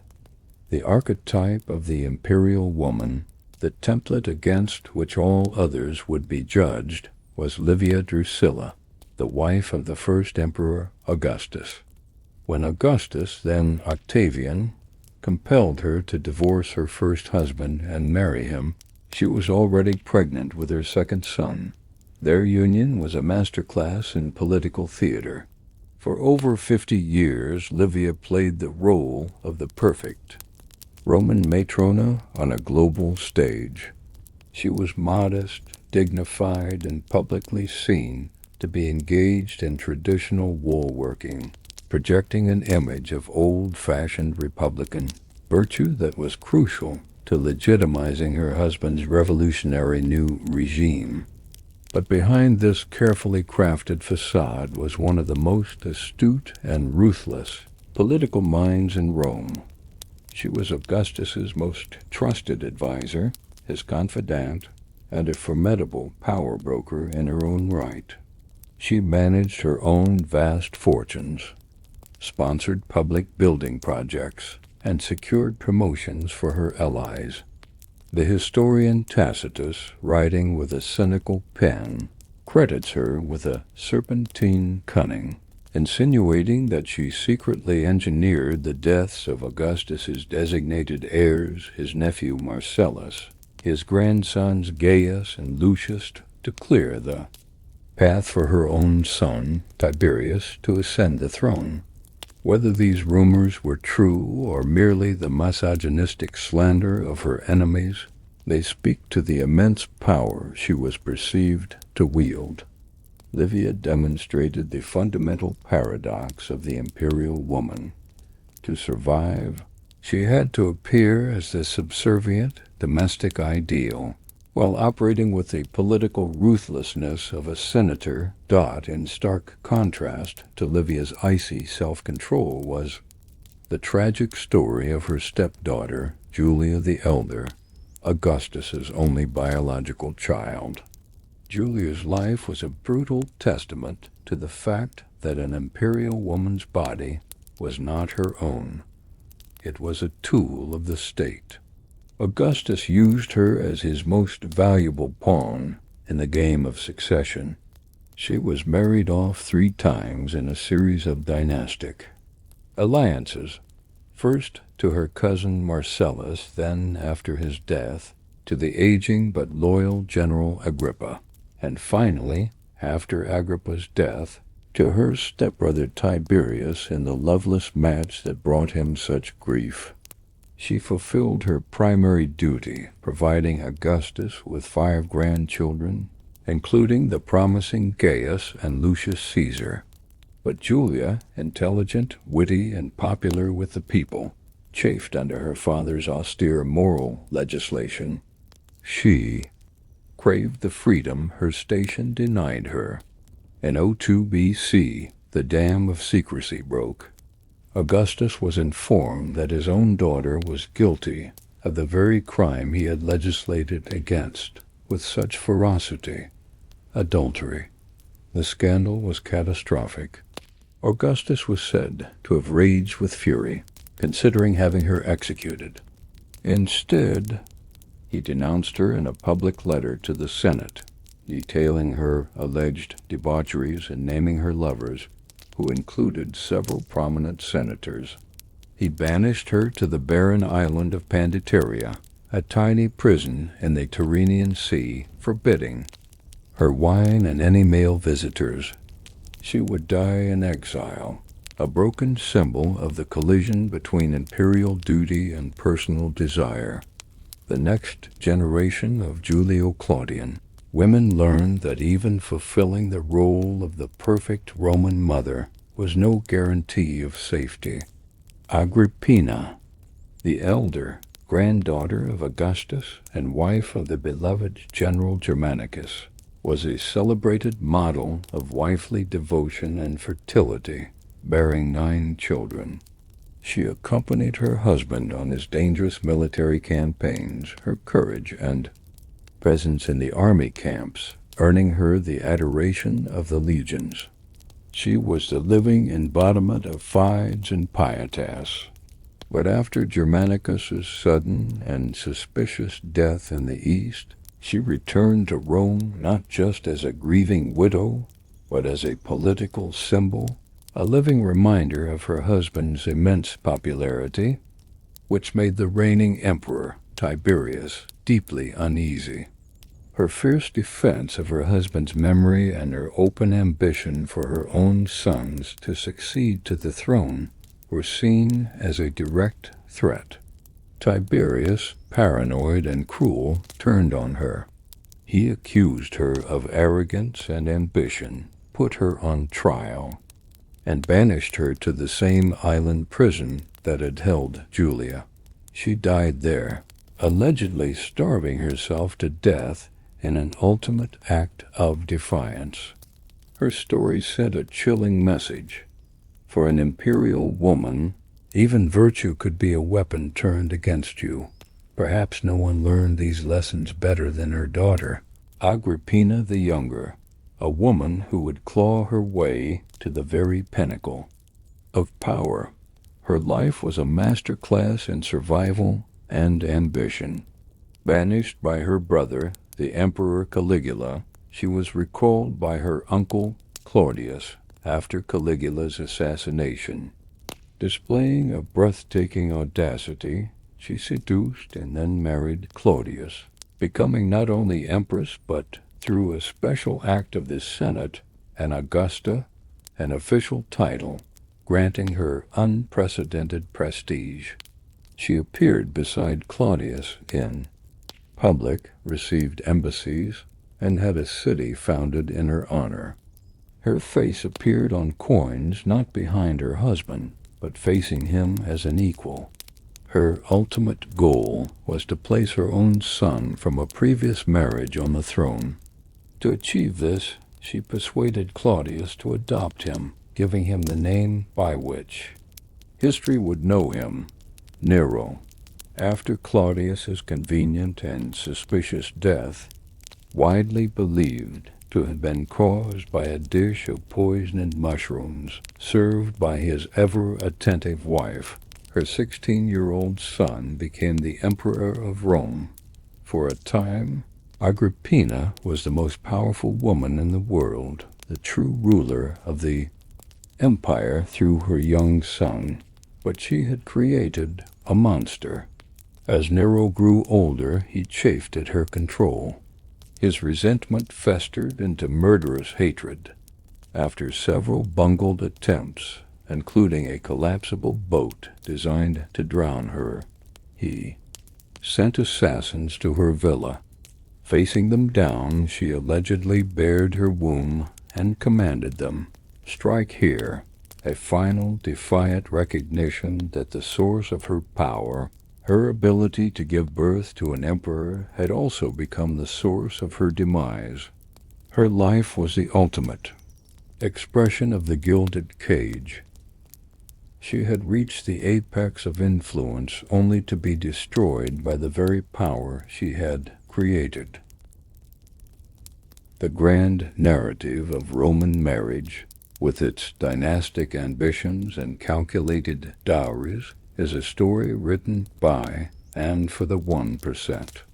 But what of the vast, silent majority of the Roman population? What did marriage mean for the shopkeeper, the legionary soldier, the craftsman, the freed slave, or the poor farmer? For these ordinary people, the concerns were not of political alliances or the consolidation of vast estates.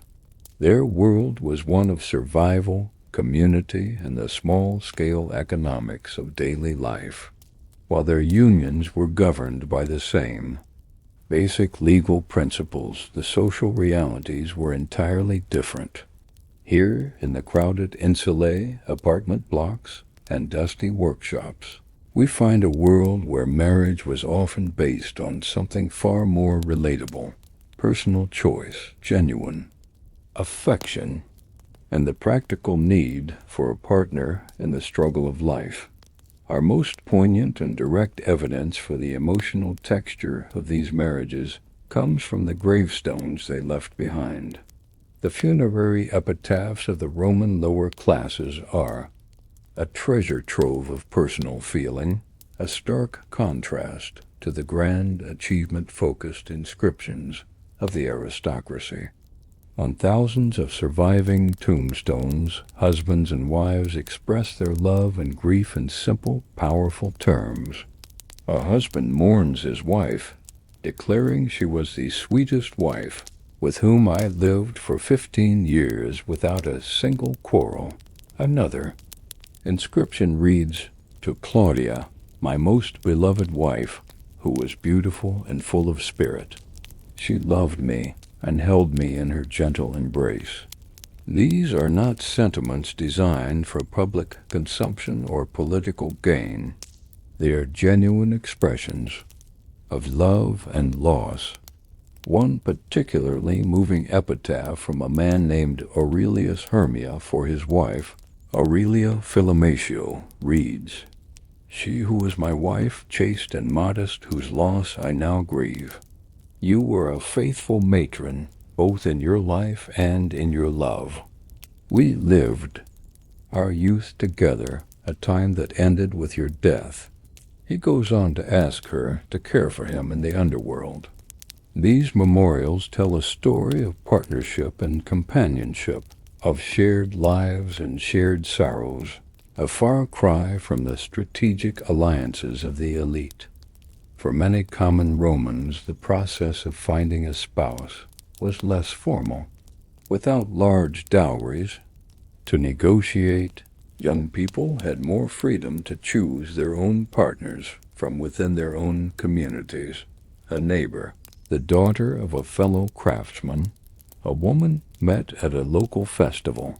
The focus was on character and compatibility. A man looked for a woman who was hard-working and skilled, someone who could help run his bakery or tavern. A woman looked for a man who was a good provider and would treat her with kindness. While a father's permission was still legally required, it was far more likely to be granted based on the couple's genuine attachment and the practical viability of their partnership. Their wedding may not have been a grand affair with sacrifices and elaborate processions, but simply the act of the bride moving into the groom's home, the deductio in domum, celebrated with a small feast among friends and family. The core of the marriage was the same, the public declaration of intent to live as husband and wife, but stripped of the aristocratic pomp and circumstance. The reality of married life was also vastly different. The spacious private domus was an impossible dream for most. The majority of urban Romans lived in cramped apartments or insulae, often single rooms with little light, no running water, and a constant risk of fire or collapse. There was no atrium for receiving clients or a triclinium for lavish dinner parties.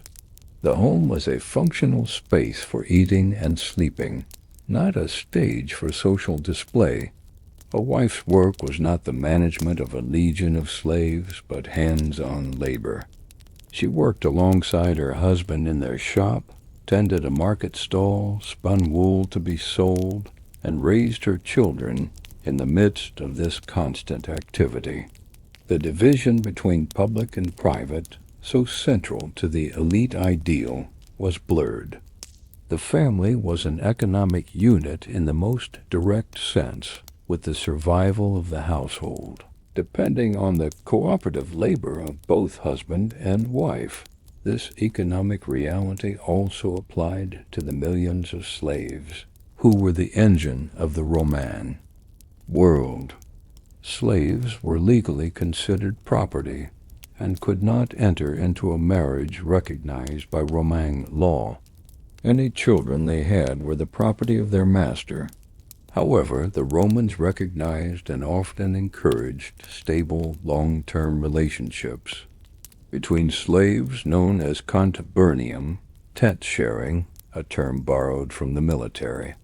From the master's perspective, These relationships were useful. They promoted stability within the slave household and resulted in the birth of new slaves, increasing his wealth. For the slaves themselves, these unofficial marriages were a vital source of emotional support, companionship, and human dignity in a dehumanizing system. They formed families, raised children, and mourned each other deeply. Gravestones set up by slaves for their partners are common, dedicated to my dearest wife or to my sweetest husband, using the language of legal marriage to honor a bond that the law refused to recognize. This poignant appropriation of marital language reveals the universal human need for family and partnership, even in the face of legal denial. A similar situation existed for another crucial segment of Roman society, the soldiers. For most of the Principate, from Augustus to Septimius Severus, ordinary legionaries were legally forbidden to marry while in service. The state wanted its soldiers to be unencumbered, their loyalty directed solely to their eagle standards and their emperor.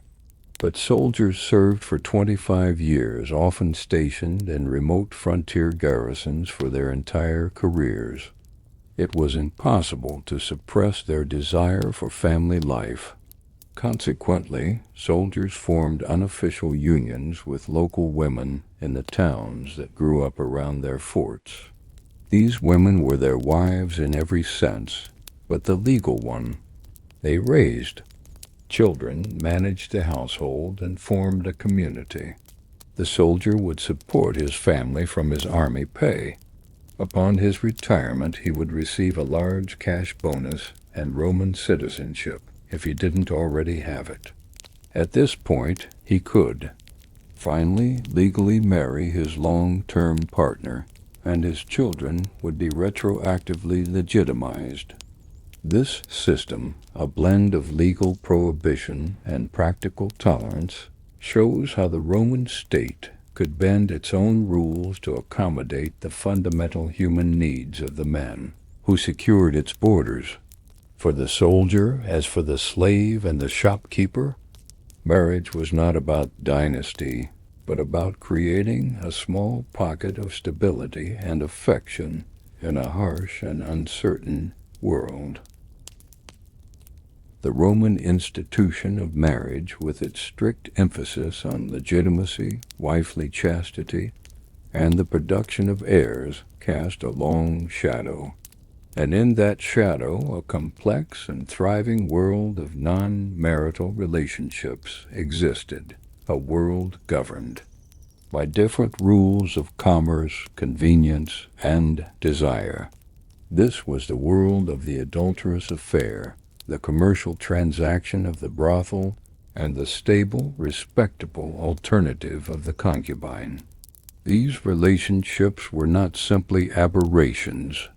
They were integral, often legally defined, parts of the Roman social fabric. They catered to the desires that legitimate marriage could not or would not satisfy, and they revealed the deep-seated double standards and pragmatic compromises that lay beneath the surface of official Roman morality. Adultery, the ultimate betrayal of the marital contract, was the most explosive of these shadow relationships.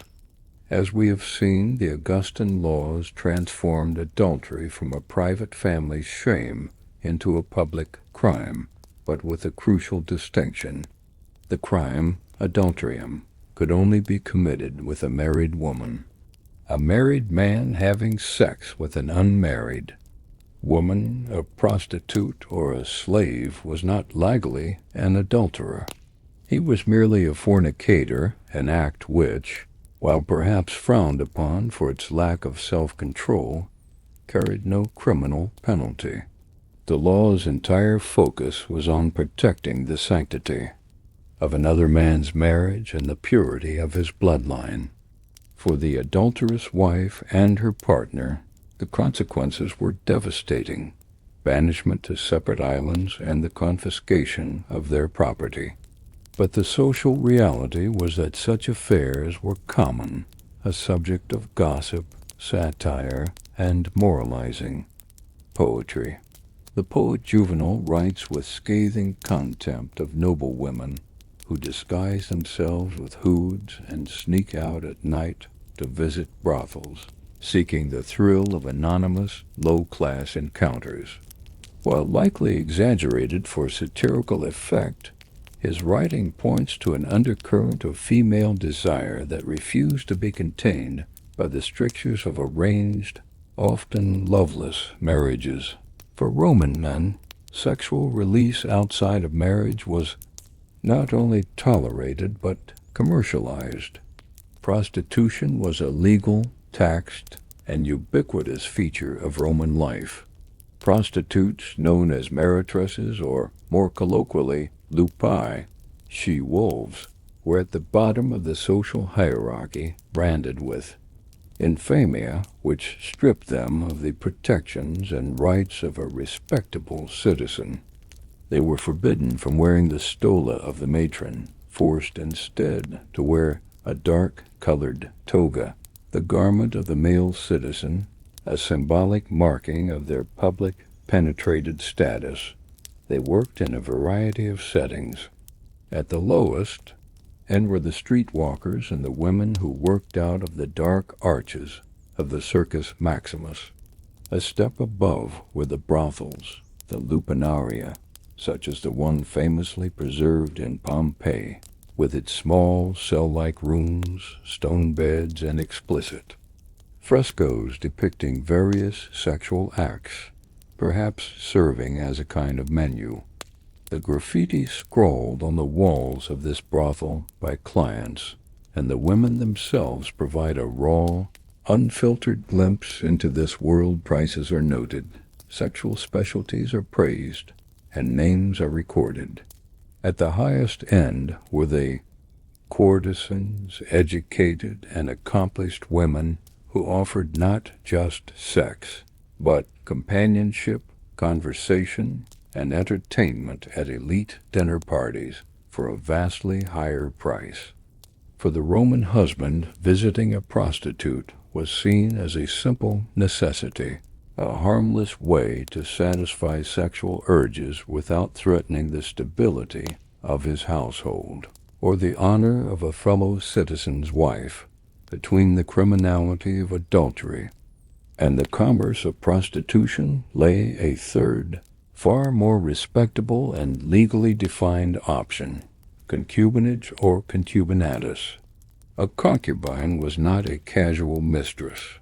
She was a long-term, publicly acknowledged partner in a relationship that resembled marriage in every way but the legal one. Concubinage was common between individuals of vastly different social statuses, where a full legal marriage, aiste nuptia, was either forbidden by law or socially undesirable. For example, a senator was legally prohibited from marrying a freedwoman, a former slave. If he wished to have a stable, monogamous relationship with a freedwoman he loved, concubinage was the socially acceptable solution. Similarly, a high-ranking public official serving in a province might take a local woman as a concubine for the duration of his posting. This was not a clandestine affair. The relationship was durable and exclusive. However, it had significant legal differences from marriage. The concubine did not receive a dowry, nor did she share the social rank of her partner. Most importantly, any children born from the union were not legal heirs. They did not fall under their father's patria potestas, and had no automatic right to inherit his name or property, though he could, and often did, provide for them in his will. Concubinage, therefore, offered a way for a man to have the companionship and domestic stability of a marriage without the legal and financial obligations and without complicating the inheritance rights of any legitimate children he might have from a legal wife. For the woman, it offered financial security and a degree of social standing far above that of a prostitute, but without the full dignity and protection of a matrona. It was a classic Roman compromise, a practical solution that acknowledged the complexities of human relationships while rigidly protecting the legal and social hierarchies of the state. It was a shadow marriage, visible and accepted, but always secondary to the real thing. Together, these different forms of non-marital relationships demonstrate the Roman genius for categorization and legal definition, applying order even to the most disorderly of human affairs.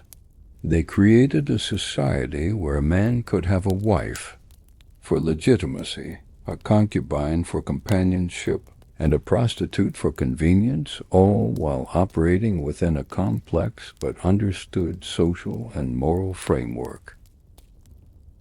As the Roman Empire reached its zenith and began its long, slow transformation, the spiritual landscape of its people was undergoing a seismic shift.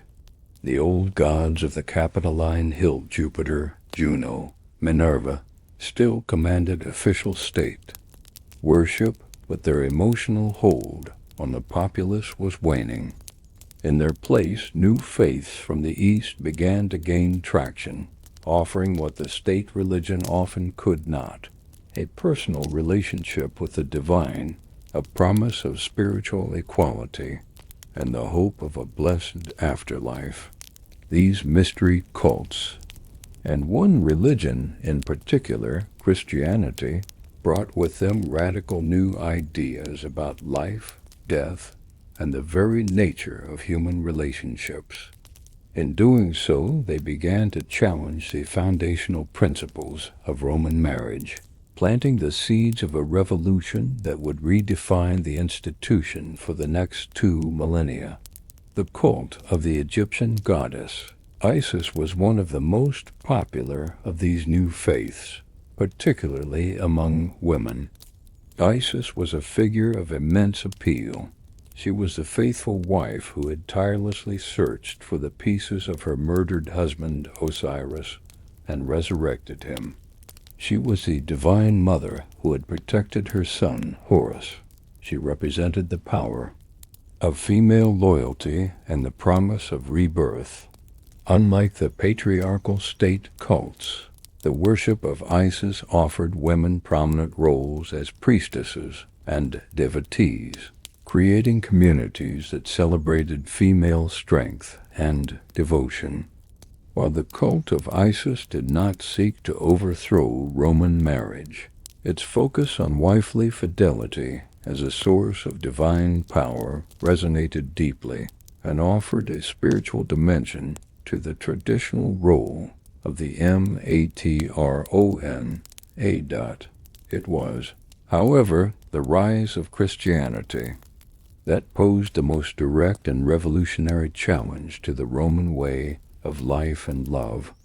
On nearly every point, early Christian teachings stood in stark opposition to traditional Roman values regarding marriage. First, Christianity elevated marriage from a civil contract to a sacred sacrament, a holy union made in the eyes of God. The words of Jesus quoted in the Gospels, "What God has joined together, let no man put asunder," introduced the concept of indissolubility. This was a direct assault on the Roman practice of easy, unilateral divorce. If marriage was a divine institution, it could not be terminated by a simple notice of intent. This idea, while slow to take root, would eventually strip the state of its authority over marital dissolution and place it in the hands of the Church. Second, Christianity radically rejected the ingrained Roman sexual double standard. The teachings of St. Paul and the early church fathers demanded absolute fidelity, not just from the wife, but from the husband as well. A man's visit to a prostitute or his dalliance with a slave was no longer a harmless release, but a sin, a betrayal of the sacred marital bond. This demand for mutual chastity was revolutionary, reframing marriage as a partnership of spiritual equals before God, even if the wife was still instructed to be submissive to her husband in earthly matters.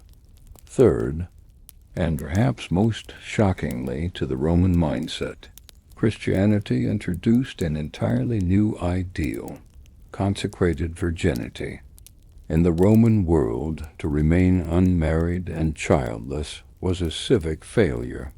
Augustus had even passed laws penalizing the unmarried and childless to encourage procreation. But Christians brought forth the radical idea that a life of celibacy, dedicated wholly to Christ, was a higher spiritual calling than marriage. The virgin martyr became a new kind of hero, celebrated for choosing spiritual purity over earthly duty. This ascetic ideal turned Roman values completely on their head. It suggested that the ultimate purpose of life was not the continuation of the gens, the family line on earth, but the salvation of the individual soul for a kingdom in heaven. As Christianity grew from a persecuted sect to the state religion of the empire in the 4th century under Constantine and his successors, these revolutionary ideas began to be codified into Roman law. Divorce became progressively more difficult to obtain, restricted to cases of serious misconduct. The power of the paterfamilias, already weakened over the centuries, continued to erode, replaced by the moral and legal authority of bishops and ecclesiastical courts. The focus of marriage law slowly shifted from property, lineage, and civil contract to consent, sacrament, and indissolubility. The twilight of the Roman Empire was also the twilight of Roman marriage, as it had been known for 1,000 years. A pragmatic, worldly institution designed to produce citizens and transfer property was being reborn as a sacred, lifelong vow, laying the foundations for the Western understanding of marriage that would dominate for centuries to come. Our long night's journey through the world of Roman marriage has come to an end. We have walked the halls of power on the Palatine and peered into the cramped apartments of the Subura. We have witnessed the solemn legalities of the betrothal, the joyous clamor of the wedding procession, the bitter accounting of the divorce, and the quiet grief of the tombstone. We have seen that Roman marriage was never one single thing. It was a complex, ever-evolving institution, a mirror that reflected the society's deepest priorities. It was a legal contract, the bedrock of property and inheritance. It was a political tool, the glue that held the aristocracy together, and the engine of dynastic ambition. It was a civic duty, the sacred obligation to produce the next generation of soldiers, senators, and citizens. And it was a social stage upon which the ideal matrona and the dignified paterfamilias performed their carefully prescribed roles for the good of the family's reputation. So, did love really conquer all in ancient Rome? The answer, overwhelmingly, is no. In the grand sweep of Roman history, love was secondary. It was law, duty, wealth, and, above all, legacy that conquered. The needs of the gens outweighed the desires of the individual. But that is not the whole story. For in the cracks of this rigid, pragmatic structure, something stubbornly human persisted. We hear it in the affectionate letters of Pliny to his beloved Calpurnia. We see it in the simple, heartfelt declarations of love carved on the graves of ordinary people. We feel it in the tragedy of Tiberius, mourning the wife he was forced to abandon for reasons of state. Love was not the foundation of Roman marriage, but it was often its unexpected and most precious byproduct. It was a quiet, resilient force, a private truth that could flourish even in a world of public duty. And it is in the tension between the public contract and that private truth that we find the full, fascinating, and deeply human story of what it meant to be married in ancient Rome.